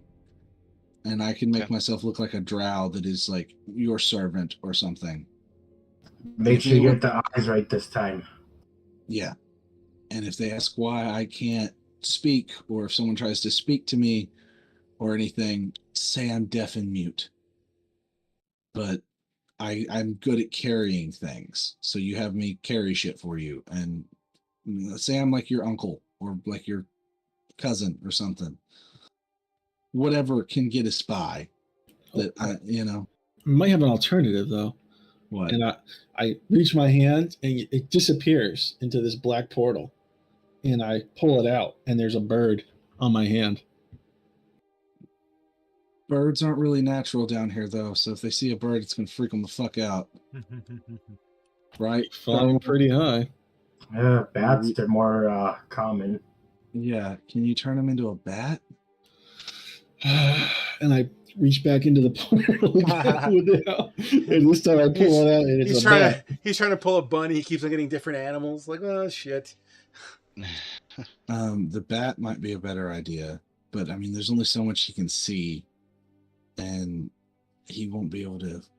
I mean, that's a good idea. I like the idea of the bat. Maybe you can have him flying over there with us. More eyes, the better. But this way, we get a lay of the land of how it looks, and we can get a head count, kind of hear and see what they're talking about. I'm not saying we're going to spend hours down there. We're going to spend about an hour, like less than an hour or so. This is going to take like probably a couple times going in there, because my spell only lasts for an hour as well. I'm not saying we're going to spend a day down there. We're going to be like, look like we're going on a shopping trip and then leaving. Seems too risky. I don't know. Well, it's better than doing a frontal assault while we're blind and don't know what to expect in there. Well, if we walk up to the front of it and it's like heavily guarded, we just nope the fuck out and walk away.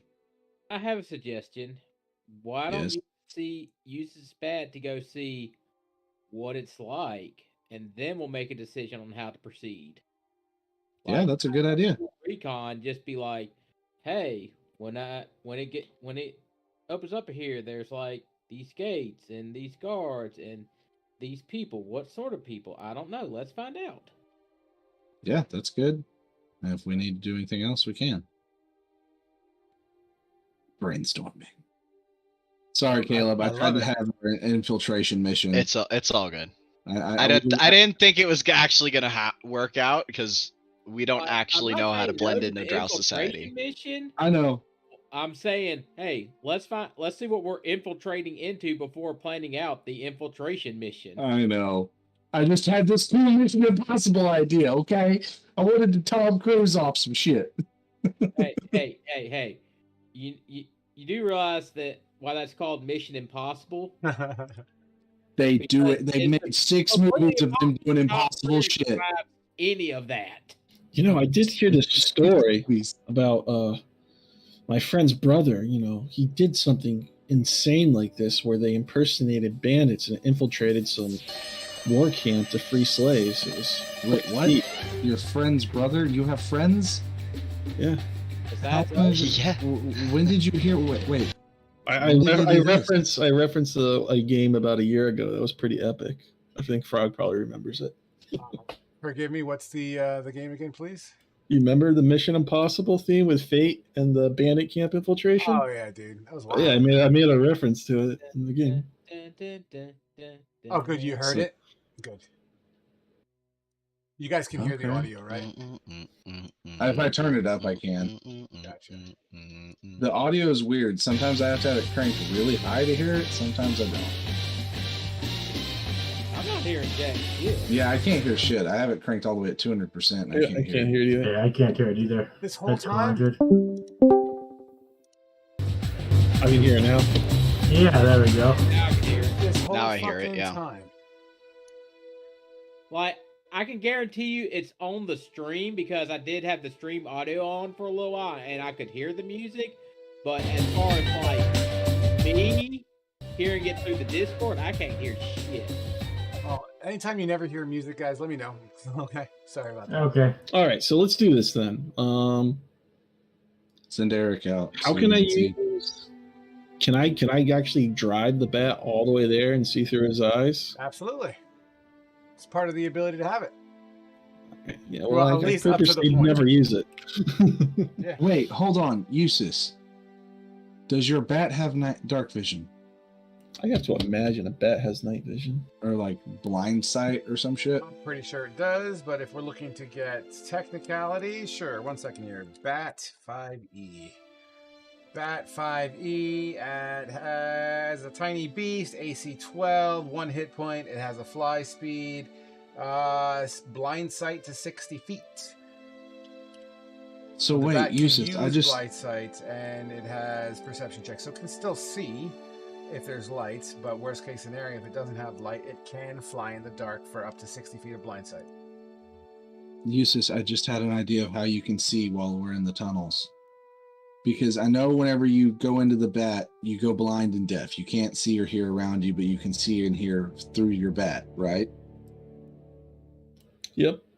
What if you have him on top of your head and you're just looking and hearing through your bat while we're walking? Because then you'll be able to see around us and it solves one of our light problems. I mean, if we see we're going into combat, you switch out of it, pop on your light from your rock that's floating weirdly by your head by a purple hand.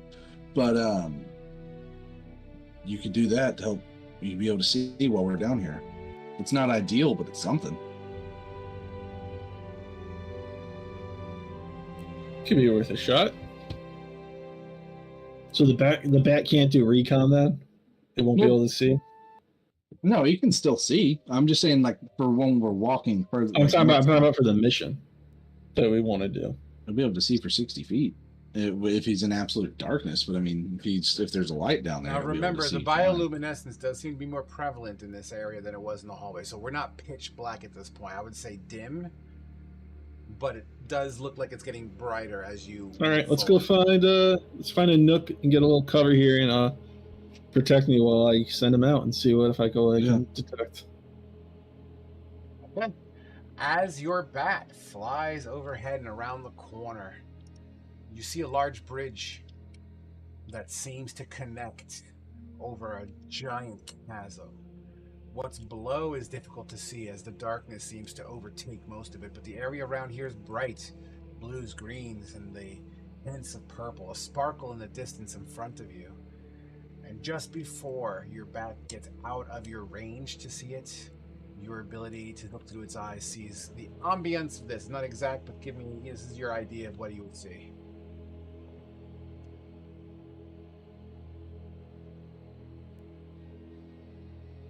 Can you see it in general chat? Yes, I can. Jesus. Nice. And to make it more defined, what you would see is this. I think this is it. Oh, you guys are gonna love this. I don't know about that. No, you guys are gonna love this.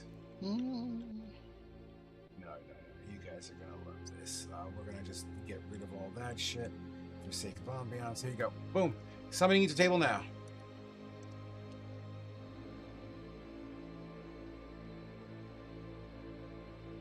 Emphasis. It's taking some time. Emphasis on the bridge section, of course. Out of character, you don't see much more than that. Wow. Look at that. Oh, I love it, Frog. Oh, I love it. Fuck yeah. Now, for sake of location, I'm going to put a spotlight on. Let's just say, I know you're going to have to search for here. If you go to the bridge, everyone see the spotlight on the bridge? Yeah. Yeah. Right, follow the light, follow the light, follow the light, follow the light, follow the light, follow the light.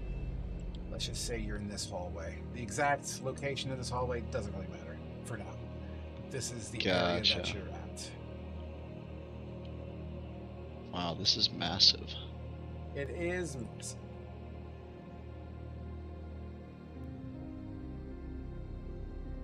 All right, as I push the bat forward. Well, you'll see that city skyline that I linked in Discord, and that's all as it gets beyond your vision range. Oh, I can't like control it and just go far away from it, or is it just I have to pull it back from Your that point? vision has a range threshold. If I remember correctly, you're welcome to look up the spell. No, it does. Well, he sees as far as the bat sees, Correct. but if the bat gets a certain distance from him, he will not be able to see from. Correct. So the last snapshot that your bat would see before it exceeds your range is that city skyline that I linked in Discord.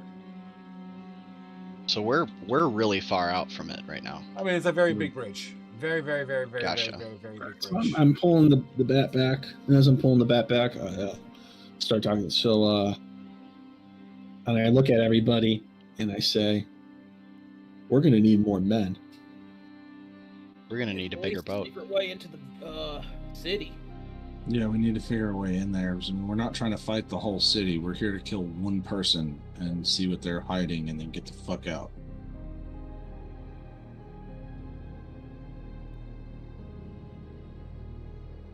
And if we go back and try and ask for more men, we're not going to get anything we negotiated for. We're a hit squad, not an assaulting force. How do we get out after the kill? We run as fast as we fucking can.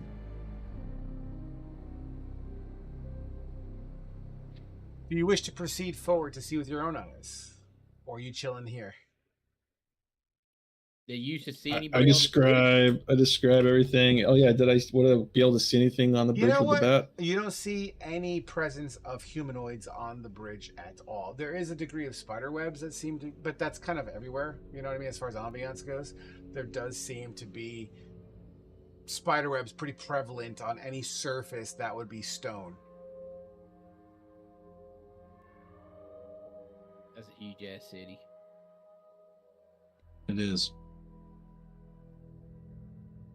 I think we're still gonna have to go in. Like someone's gonna have to go in on foot and scout it out. And if one person, I don't want one person going in by themselves though.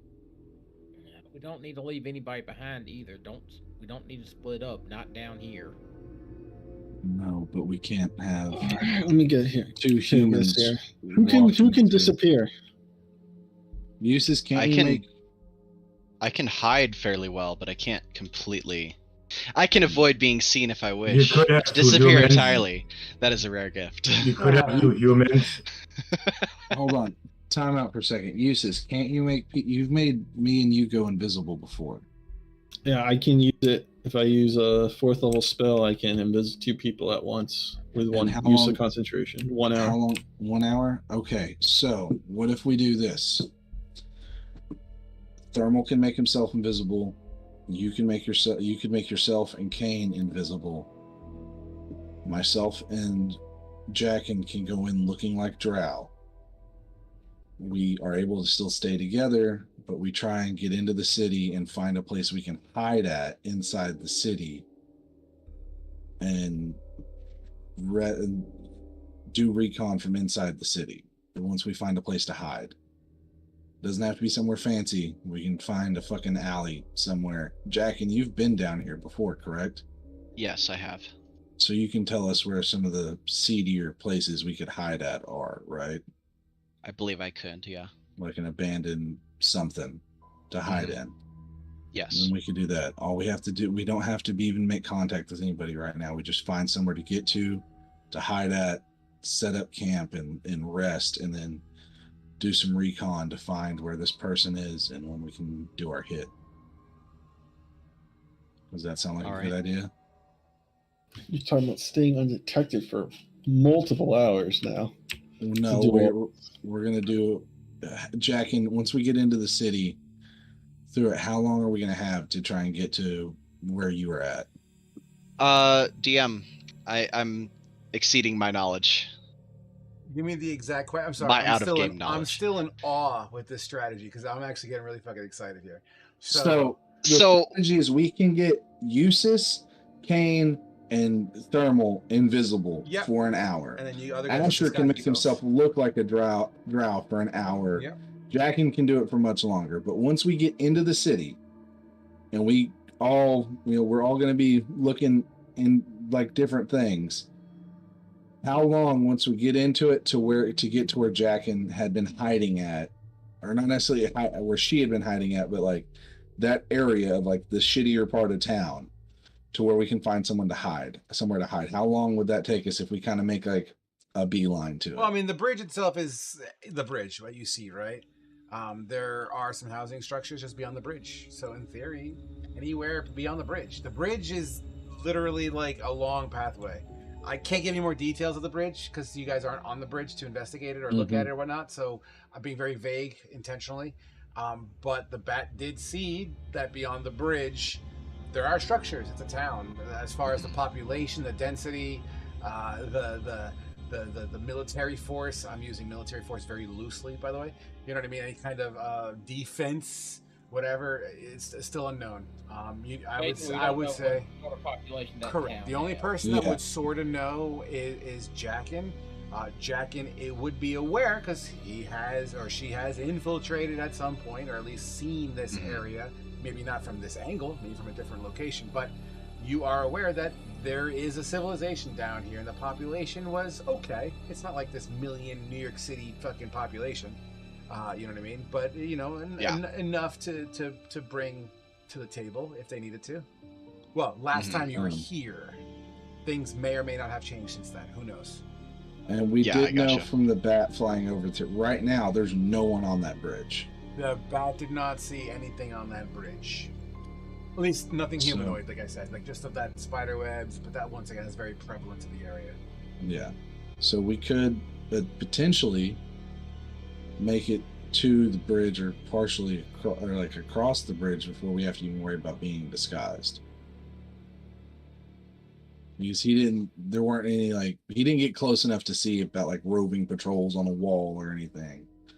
Was there a wall around the city? There is structures on the wall. In fact, you're a military man, Asher, so I'm just going to give this one to you as a freebie. You don't know of any city that doesn't have a lookout, especially in this world, especially since the assassination, since the assassination of Holy King Amdir. You know what I mean? So, every city's on high alert. It would make sense that you're not going to leave this big bridge without someone looking at it. Mm-hmm. That's your assumption. Yeah, so we could at least get to the bridge before we have to worry about hiding. I actually just Susan. thought of something else I mean- that's possible. I can actually, it looks like I can teleport across the entire bridge and maybe get somewhere on these ledges on a shelf and use my owl from there to scout the town. The bat. The bat Can from you that put point. yourself back across though if you have to? I have to have a second long. I have to have another long rest to get the spell slot back. We're kind of in the same problem. Then Yeah. you'd be stuck there by yourself. How many of us could you get? Wait, how? Is it just yourself that can get there, or is it? I can take two. I can take one other person with me. But then that leaves where no one else would be. Yeah, I think we all gotta go at once. Yeah, I think our only option is what we had said about. I think we get to the Oscar bridge. can also use invisibility on himself too, so he Oscar's could. not here right now, though. Yeah, I'm just saying. Yeah, like, we he- can't when involve retcon, he Oscar can into our follow us in. plans because Oscar doesn't Yeah. exist. Who? Yeah, and honestly, right now it kind of helps that Oscar's not here because we have just enough disguising shit to be able to get everybody invisible or looking like a fucking drow. Question: what if we got to the bridge, and then we had your bat go across to kind of scout it out some more? Let's move up stealthily and carefully until we get to the outskirts of the bridge. Then. Okay.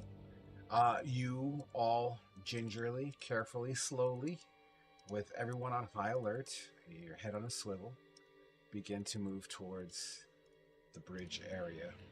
I'm gonna cast Pass Without a Trace since we are getting close. Fantastic.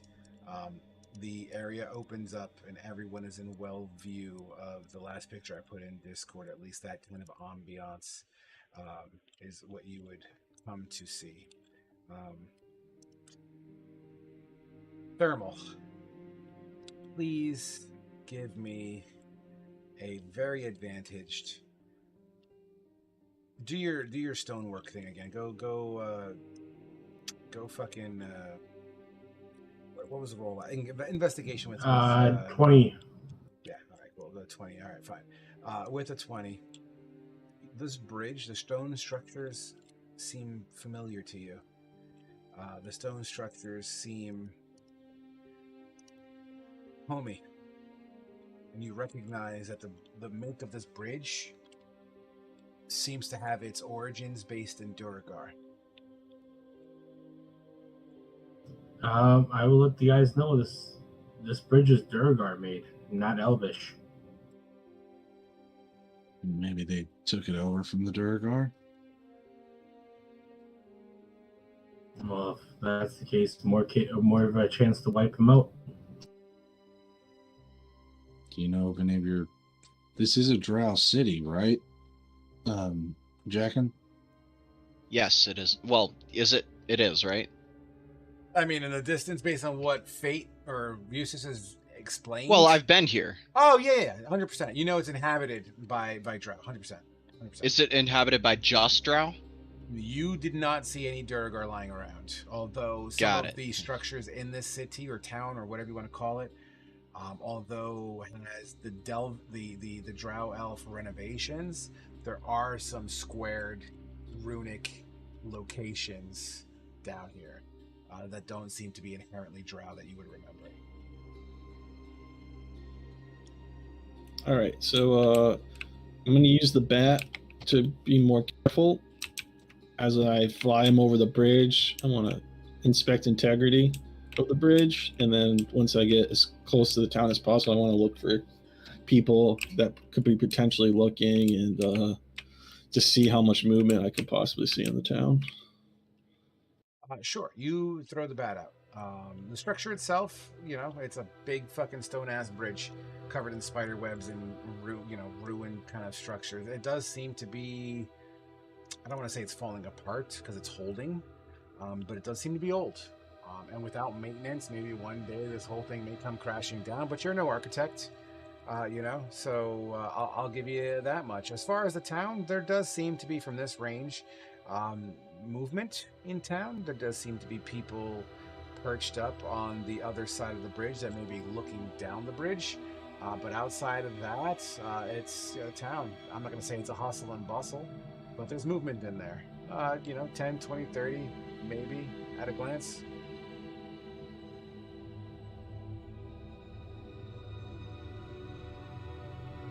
I'm gonna report that to everybody. It's like, yeah, the bridge, although it's old, it looks like it's holding up.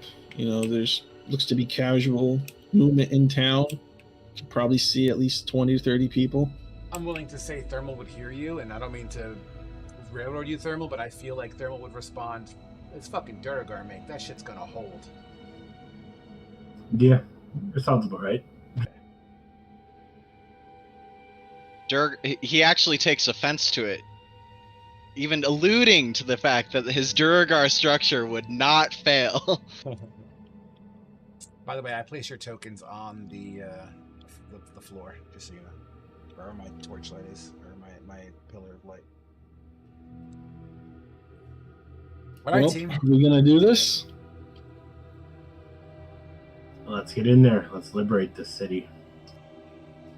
Well, we're not liberating. Yeah. Let's be clear. We're not liberating. And also, yeah, we're not liberating. We're here. We're a kill squad. We are going in to kill one. We are assassinating one person. We're here to politically destabilize a specific I family. We're not not here to do a whole bunch of shit. No, we're liberating this city. No, we are doing some CIA shit in the 1960s. All right, we are doing some destabilization. We're killing a political figure to destabilize these motherfuckers, and we're getting the hell out of here. The Giant Slayer must spread the legend. No, the Giant Slayer needs to shut the fuck up. Giant Slayer Drowsbane. Right. Giant Slayer Drowsbane. That's what we're going with. We're going to Leroy Jenkins this shit. Let's go. Ah! Kill one, kill multiple. What's the difference? In the dick. But no.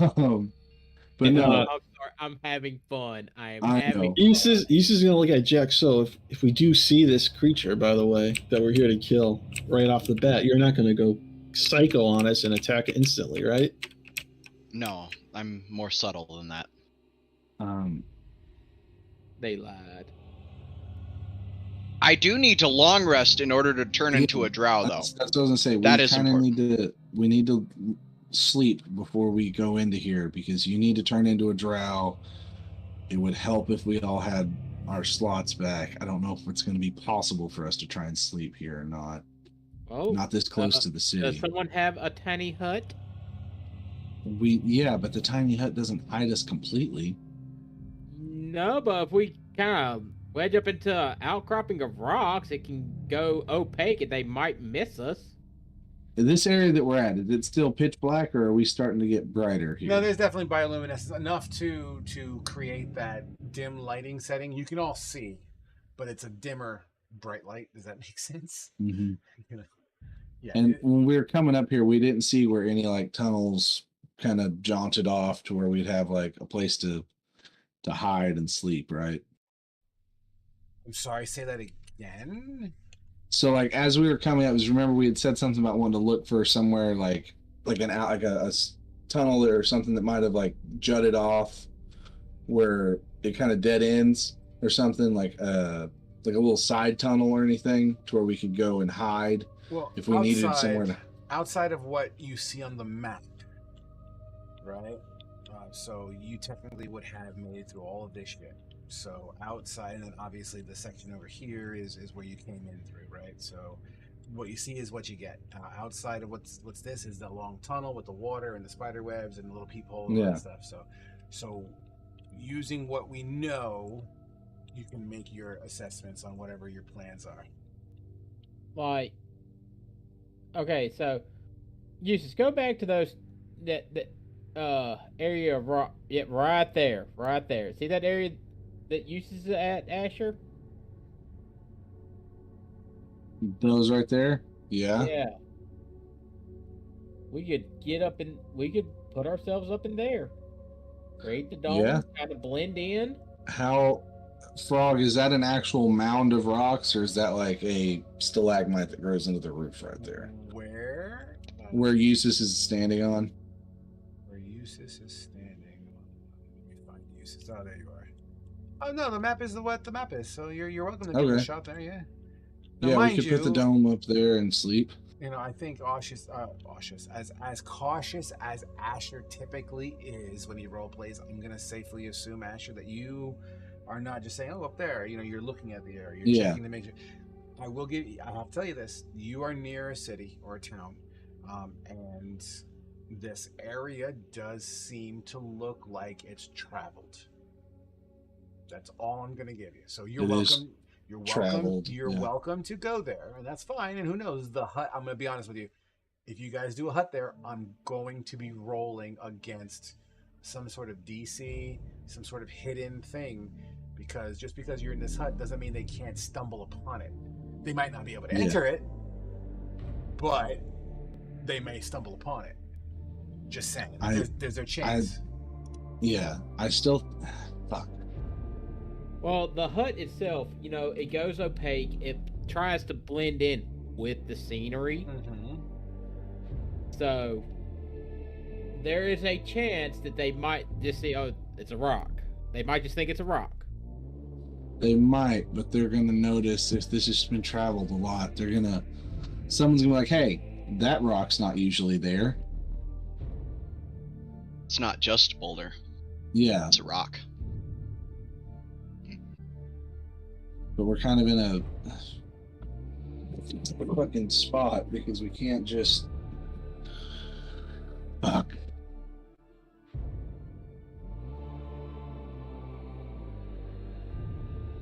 How well traveled did the area look where we had fought the Neothid at? I'm sorry? Where we had fought the Neothid, like leading up from there to before we got up to the spider webs. Okay. Was that area still fairly well traveled, or? I mean, I will say this: you've already come across some drow. You guys already know that you've come across some drow. You do know that there was a sewer entrance. You do know of the peephole. You know that Neothid, or whatever the fuck you pronounce it, there's only one entrance, one exit. It seems to be it's very railroaded as far as direction. Like, there's not many side nooks and crannies that you guys have come across in this current journey. So, you know, interpret that how you see fit. I don't want to tell you yes or no because I want you guys to make a legitimate choice. Well, our only real choice then is to do a fucking assault across the bridge, or we. Drow are known to take prisoners. I know. But do they also? Are they also a slaving race in this setting? Generally, even though my world is custom, I generally like to keep as much lore as normal. So yeah, let's just say the Drow will act and behave and worship as a normal Forgotten Realm or whatever. Okay. Until I change it because I need to. I get that we could also do y'all as slaves, but we have the main problem of Jackin looks like a human right now, not a drow. She's also the only one that can look like a drow and speak Undercommon to pass off as a slaver. I can look like a drow, but I can't speak Undercommon.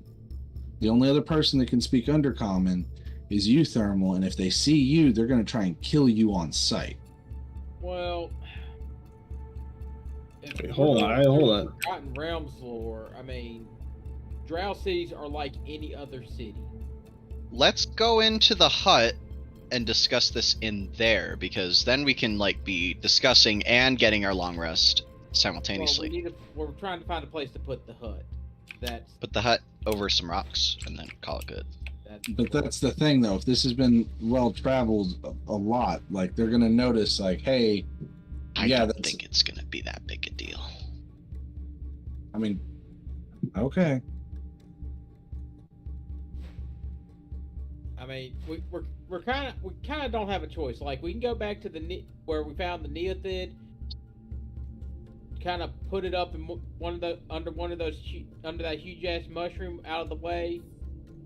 But these areas, according to Frog, are well traveled. That, Yeah. They also know that a neothid just died because someone ran off, and it's probably like, they killed the neothid. We don't know that it's Yeah. their neothid. It I could have don't just even, been like- there. Maybe we did them a service and like we hooked them up, and now they're not assholes to us anymore, huh? Well, I don't know if they're not going to maybe? be assholes to us, but yeah, I'm willing to bet that was a wild beast and that people avoided that area for obvious reasons. But now someone obviously saw us kill it, and they might have ran off and been like, told them, like, that giant neothid that was in this one area that we didn't go to because it was there? Well, it's dead now because these fellas killed it. So, Yeah. And now they're gonna shower us with gifts and now you're just being naive if you think that. Yeah. Does anybody have telepathic? sorry, communication a with little Chef? bit of my Anna Hell was showing there. I apologize. Question. One thing we could do, we have Pass Without a Trace up for right now. It gives us all a +10 to our stealth as long as y'all are within 30 feet of me. Is the bridge like wide open, no type of cover at all, or is there any type of like debris where we could stealth across the bridge with actual hiding, not just you don't see me squatting Skyrim Good logic? question. Good question. The bridge, for the ambiance and for what it is, what you see on this map is what it is. Yeah. Okay, so it's got massive holes in it but nothing else. Correct. I mean, Well, outside of well the traveled, I mean. massing of spider webs around the edges and shit like that, but that's pretty much it. Yeah.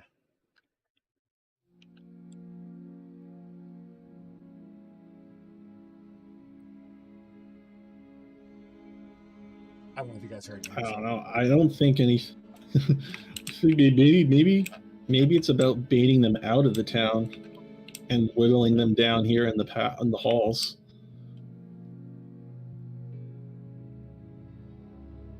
Or maybe we just need to get to the city. We could just try. You said they're like any other city, right, Kane? We could just try walking across. Okay, this I'm ain't gonna- Kane. This is George out of Yeah. character. Yeah. All right, this is George out of character. I'm gonna go ahead and say something. I love the brainstorming, and yes, there's gonna be a sense of danger here, obviously. I would recommend not overcomplicating something. I all your plans are great. I happen to think the invisibility mixed in with the disguise plan is fucking cool as shit. And out of every plan I've heard so far, I'm gonna be honest with you, sounds like your most solid plan out of all of them. But that's on you guys. I know it's the only risky. problem. The only problem is we have to have a long rest to be able to do Correct. that. Yeah, because Jack what has we're to be worried able to about sleep. now is trying to get to a point where Is we can where long we rest. long rest. Correct. Okay, Okay, Frog, I want to look at the rocks. I want to see if there's some place where rocks could have fallen where it would look natural for extra rocks to be. I mean, most of this cavern is, for the most part. The closer you get to the city, the more Durgar it is, as it's been chinked out. But the majority of these cavern areas does seem to be of natural form. Hold on, I have an idea. I just remembered this.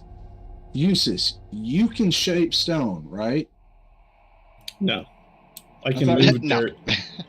Yeah, that's what I mean. You can dig shit, right? You can move dirt and I shape it. actually can't. I don't have that prepped anymore. Fuck. Never mind. It doesn't say you could use it to dig out a hole into the side of the tunnel. We put the dome up in there, you put the wall back up, and then we have a safe spot to sleep.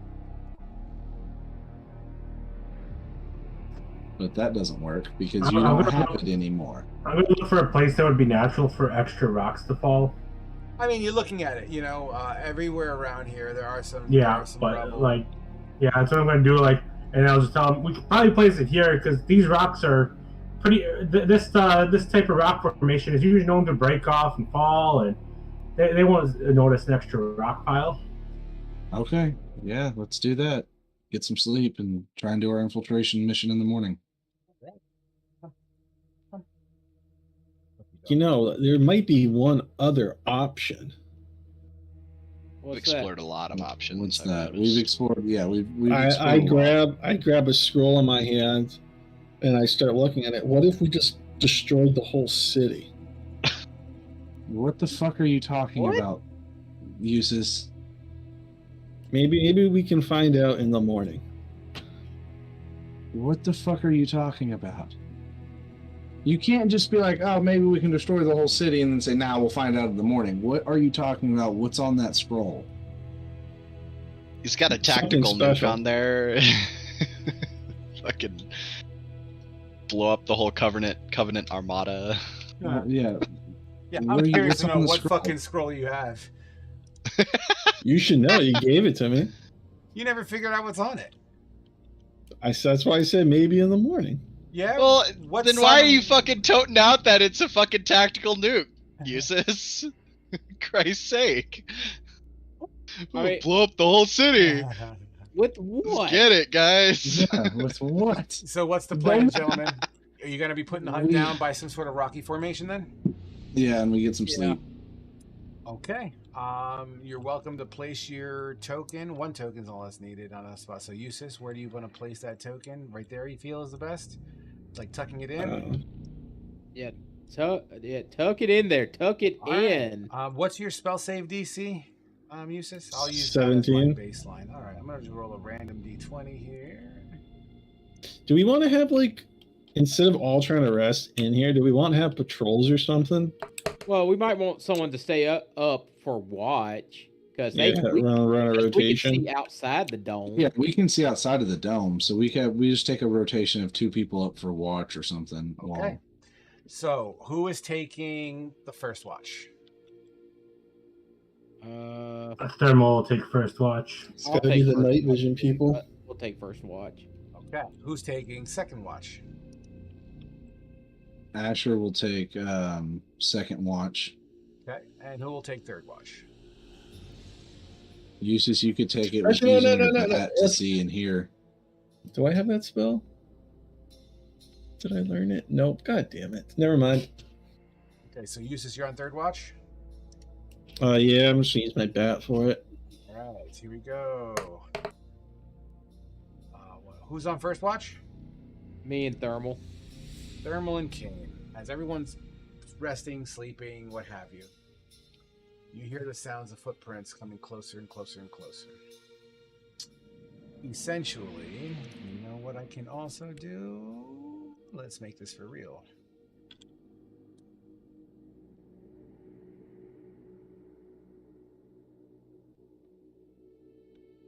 Do you see that token? Yep. Yeah. I'll put the torch on just to make it easier for everybody else. He doesn't have a torch, but it just makes it easy for everyone to see. So you see this dude, this token, and you know what? This motherfucker has a few friends. All right, as you hear the sounds of footprints. Sorry, I'm trying to make this look in uniform here. I apologize, guys. All right.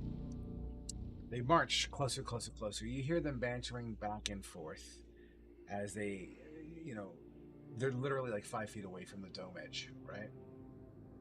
The one in the end, as these three continue to move forward, the one on the end hangs back. These three continue to move on just slightly ahead. The one on the end takes one step forward. He's literally staring at you, Kane. At least that's what it feels like. But there seems to be a degree of confusion on this individual's face. And whatever the drowsy equivalent of like chin scratching would be, Mm-hmm. He stands there for like a good second or two. Kane and Thermal, you're welcome to react however you see fit. Do I hear what they're saying at all, or? They're talking about. I will tell you exactly what they're talking about, actually.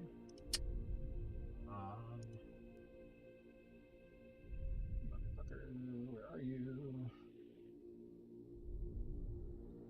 You hear them talking about Zilitha primarily, and her ambitions, bantering back and forth, probably bragging about the latest dwarf kill that they may have drugged back to the city.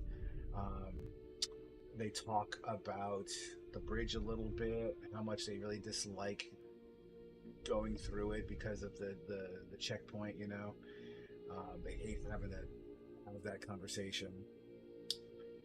And a little bit of laughter, a little bit of drow jokes, you know what I mean? Like two bats fly into a drow house, something. I don't know. They're just How many bantering. droughts does it take? How many dwarfs does it take to unscrew a light bulb? Yeah, absolutely. None. They're all dead. How do you keep a dumb Duragar busy? You put him in a round room, tell him to pee in a corner. Stuff like that. But this last one who went completely silent, once again, he's doing the drow equivalent of chin stroking. Are the other three looking in this direction? No, but this one is, once again, he's kind of looking in your direction. It's hard to tell if he's looking at you or just happens to be looking in that direction.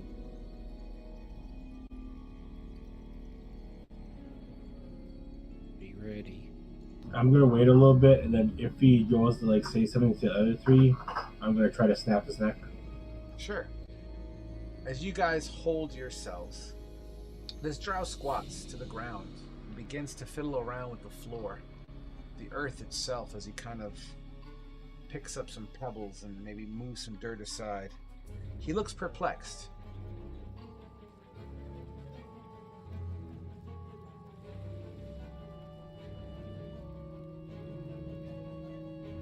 I just look at Kane and kind of do the motion of snapping a neck and just kind of shrug my shoulders.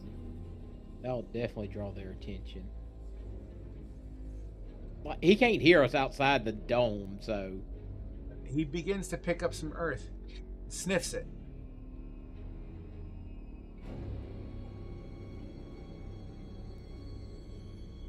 I don't know, might be a little bit on to us here. He looks left, he looks right, he stands back up, kind of looks at the contours of the wall around him. These other three, let's just say during that time frame, moved an additional 10 feet, walking this way, who seemed once again to be bantering and laughing behind, to themselves. I mean... You're welcome to do something or do nothing. That's on you guys. Surprise attack his throat or something and pull him in. I mean, his friends are gonna notice that he's missing. I'm saying this out of character. His friends are gonna notice that if he's missing.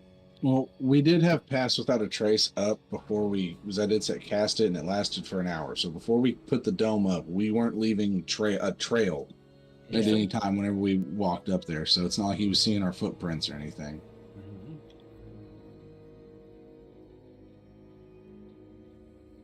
Wait and see what happens. Okay. Yeah, that's your official position. You're gonna wait. Yeah. If he goes to raise an alarm, I'm gonna act. But he looks like he's getting ready to take a step forward. As he looks like he's about to take a step forward, you'll hear one of these drow call a name, which seems to catch this individual's attention. Noticing how far back from the crowd he is, he begins to jog in their direction. And they eventually disappear beyond your line of sight. Okay. Well, it's something for the other guys to look out for. yeah, we'll let him know. Yep. The next two watches go through without a hitch, as you are allowed to have yourselves a long rest. So go ahead and take the benefits of long rest.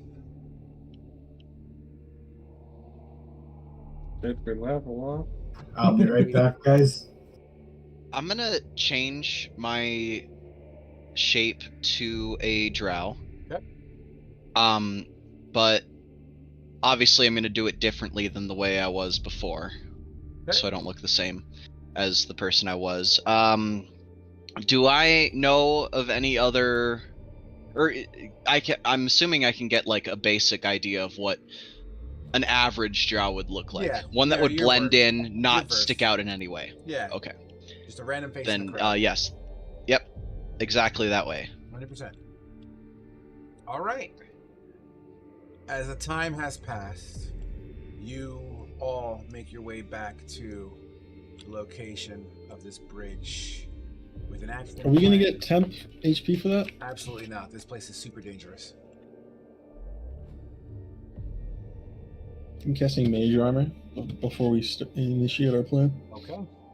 So, I'm struggling with the debate. Actually, you know what? Yeah, let's go a little bit further. Let's see what happens. So, are we doing the plan, gentlemen? I'm down for disguising like a drow, and I'm Jackin's friend that is mute and deaf. Yes. I'll make myself look different, but in the same similar attire to her, Yeah.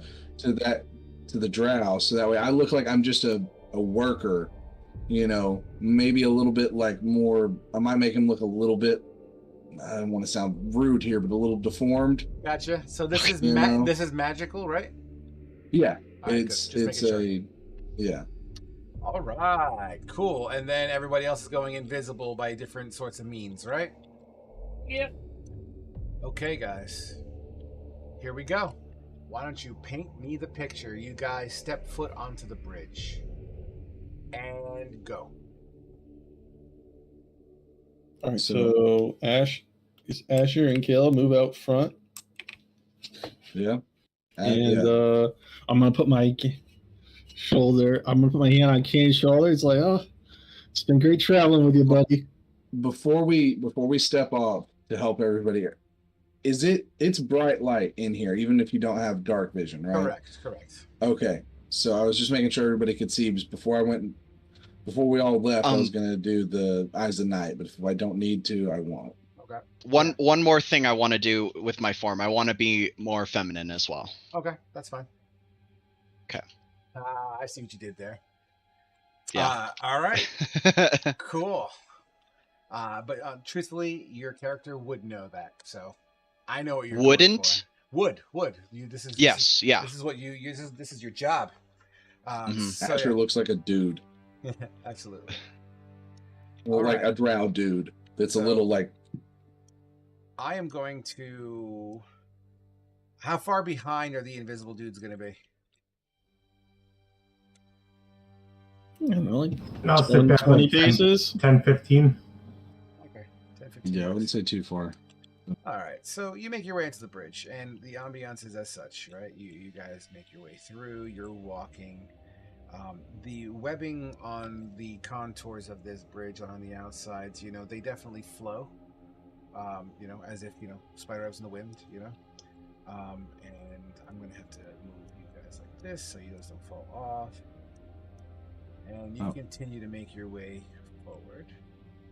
Frog, one thing with my disguise self I would add to it to kind of help sell the bit is he would have made it look like his person has like packs on him or something, like he's carrying What on them?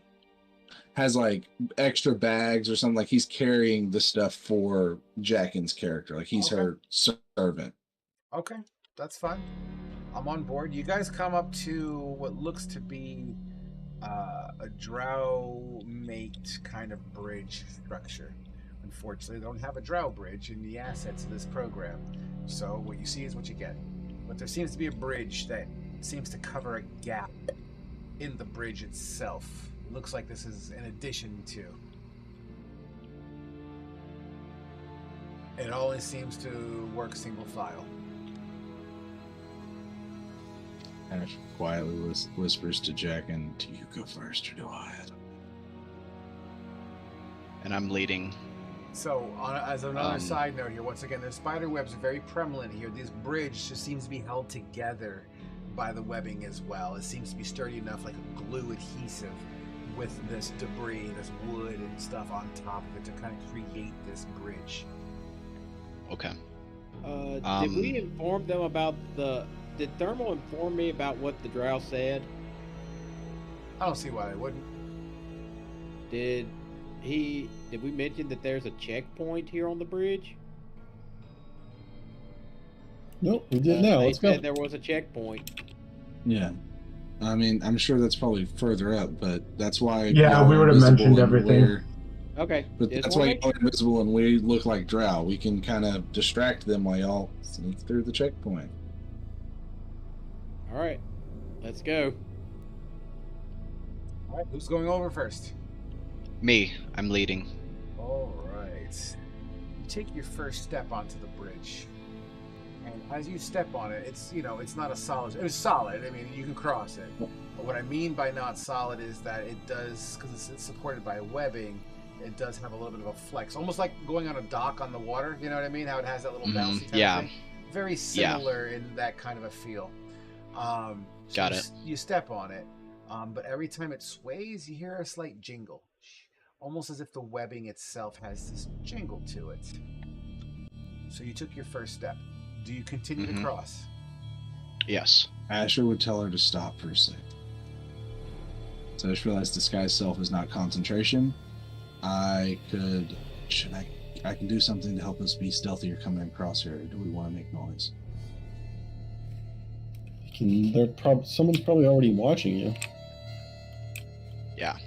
How's that? Too late. Let's just Okay. Once we get have across to the bridge, commit. I got an idea. commit to the Alright. bit. Jingle, He jangle. will kind of, yeah. How far across is the bridge from like lengthwise? 15 or so feet. Okay. Once he gets across and while everybody's within 30 feet of him, but he's still on the bridge, he will cast Pass Without a Trace. So that way it would help, because they don't leave any trail or anything. I don't know if that would help make the bridge quieter for the invisible people Is this when they're coming across. This is just an actual spell, right? Yes. Are there Disguise semantic? self. Are there semantic components to it? Meaning, do you have to do hand motions and shit to do it? Pass that. Oh, Somatic, not it does have semantic. Somatic, Two different yeah. things. It would look weird him fucking flailing around while trying to carry baggage. I agree. So, yeah. Never mind. That is a good point. I forgot that it does have hand motions. I'm invisible, right? Yeah. Theoretically, yes. Okay.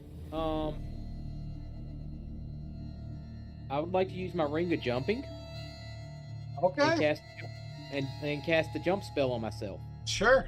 You're welcome to place your token on the location that you wish to jump on, because technically you have your range of movement here. So go ahead and grab your token and put it on the other side of the bridge that you wish to land on.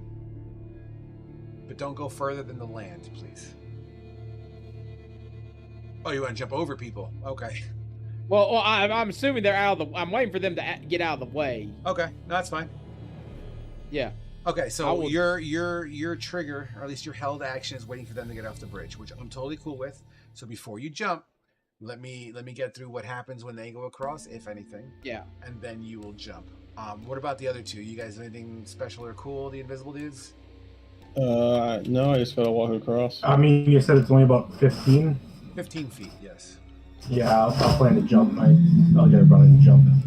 All right. Did you do the jump calculator? Are you able to do so? Yeah, I got 16 feet. 16 feet. Okay, you have to run to do that, but you can do that. That's fine.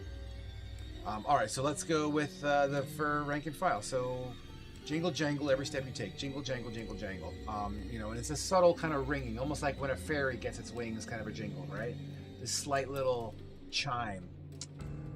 As you step across, right as Kane, and Thermal get ready to leap across.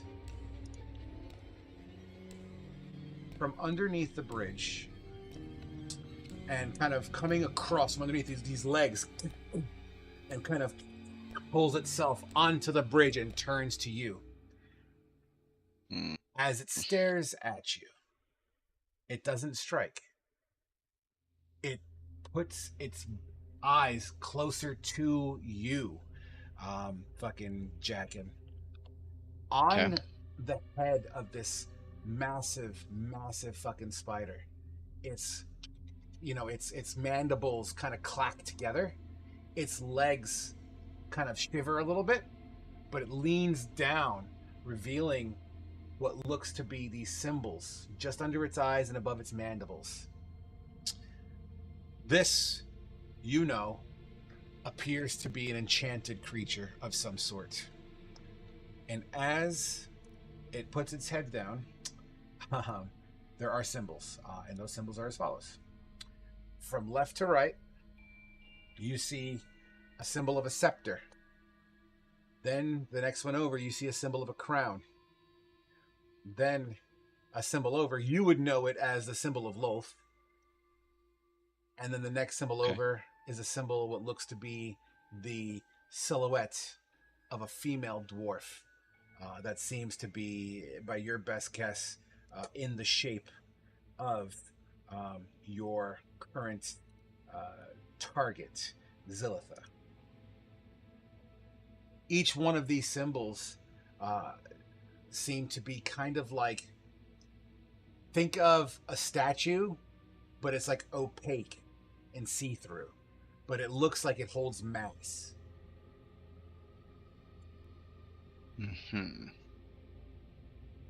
Frog, I'm assuming you misspoke when you said she was in the shape of a dwarf.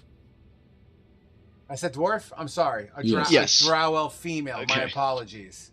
I did misspeak. That's I gotcha. had I just so wanted to many clarify. questions at that point, Sorry. and I got a little excited. It's like, oh, this is going to be interesting. So once again, from left to right, a scepter, a crown, a symbology, effigy kind of symbol of Lolth, and a female drow, presumably a silhouette of Zilitha. And how am I seeing these again? Underneath the spider's eyes, but above its mandibles. And once again, these things look like you can touch them, all right? But when they're kind of opaque and see-through at the moment. Like it's almost like they're trimmed in magic that that maybe you're supposed to touch them or something. I think you have to guess the right order. Okay. I don't do many puzzles, Dictionary mustache. but when they happen. Yeah. By the way, Interesting. this spider is absolutely ginormous. Yeah. Remind me what I heard in translating to the party from that group before. I'm sorry, say again? Can you remind me what I heard and also told the party from that group before that walked by the dome? Nothing in relation to this, just that there's a checkpoint, if I'm paraphrasing. This is the checkpoint. Okay, I just wasn't sure if we heard anything in relation to it, so. I'm gonna be honest with you, Frog. I don't have any fucking idea what I'm supposed to do here, other than I need to touch the correct one. I don't know that I've been given enough Okay, I'll clues in order to discern what the I'll correct throw answer you- is. I'll throw you a bone, because you study these people. You know that drow elves respect power. At least they are very much a power society standard kind of peoples, right? We know that females rule the drow. The female is the matriarch of the drow of society. Not that the men are slaves, but they're typically treated as such. They are not as respected as the females. The females tend to be the ones that also hold the majority of the magic in the drow societies. You also would recognize this picture of the scepter. This is the scepter that Zilitha apparently wants, right? You recognize the crown as a symbol of power and a direct symbology of the leader or what have you.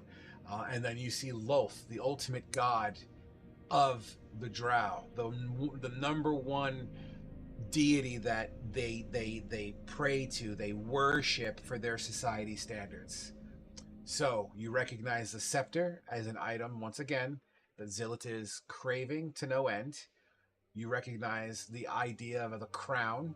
You recognize the female outline of Zilitha, as well as the goddess Lolth.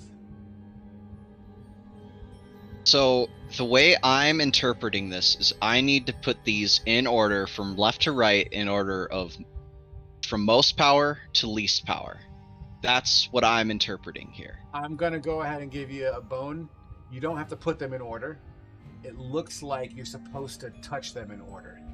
Yes, that's what I mean. Excuse me. I think it's the woman, then the I'm gonna stop you right scepter, there. I then think it's Lolth, the crown, the scepter, then Zilitha.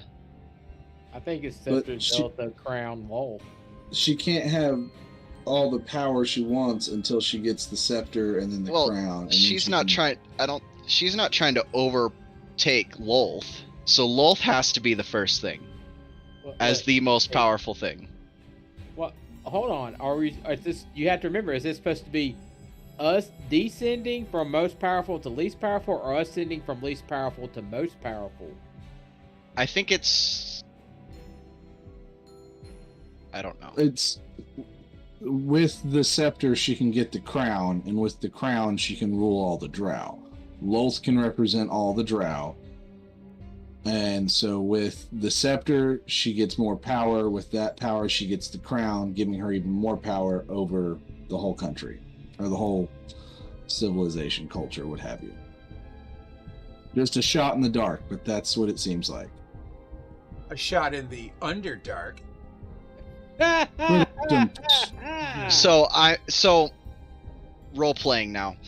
I'm going to continue like as the spider is crawling up onto like it's far away from me, right? I'm gonna stroll right up to it, like without batting an eye, without reacting in any way, and I'm going to touch in this sequence from left to right.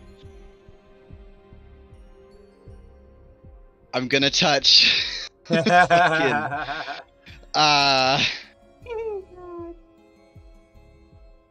gonna touch Zilitha, Scepter, Crown, Lolth.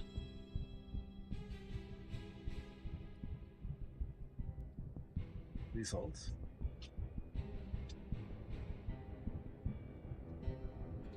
Say that one more time so I can write this down, please. I want to make sure I remember all of that. Left to right, So Zilitha. 1 to 4, okay. So number Zilitha, 1 is Zilitha, okay. 2 is Scepter, 2 is Scepter. 3 is Crown, 3 is Crown. 4 is Lolth. 4 is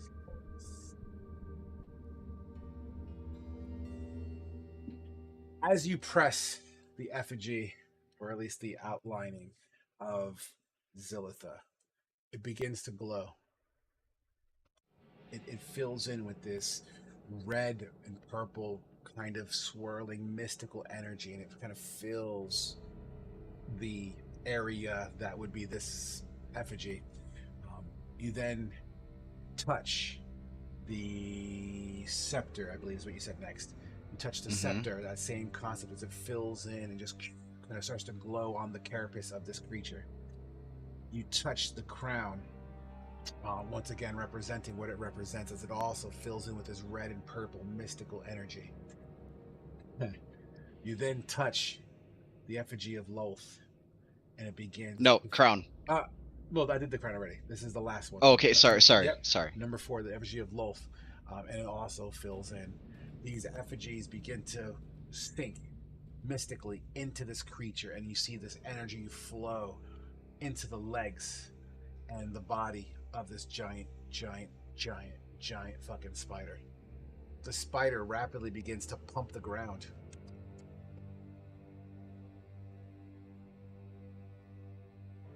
And I think that's a great place to end tonight's session. My God, Jesus, that's rough. I agree. Let's see what happens next time. Yay! I hate ending on a cliffhanger. I really hate. That's a particularly upsetting cliffhanger to end on. all this planning and it's about to go to shit over a puzzle. Unfortunately, I took all of your information in, but I had to commit to something because unfortunately there weren't a whole lot of clues in order to discern the correct thing. It could have been, depending on perspective and interpretation, it could have been like a bunch of different things based on order of power. It could have been like what the current power structure is, what the ideal power structure is, what it could be at some point. Like there's a bunch of shit. So I just committed to one and said, let's do this. Awesome, guys. It's gonna be what it's gonna be. That was pretty cool, guys. So I'm gonna go ahead and leave these tokens here. Yeah, we're gonna leave those tokens there, so that's good. All right, guys, cool. So, well done. That was pretty fucking cool. I like that ending actually, quite a lot. I'm glad somebody did. No, that was cool. That was cool. It was cool. I'm happy we got to that point. So that being said, I can close that. Let me kill the stream, and then we'll do a quick after action. And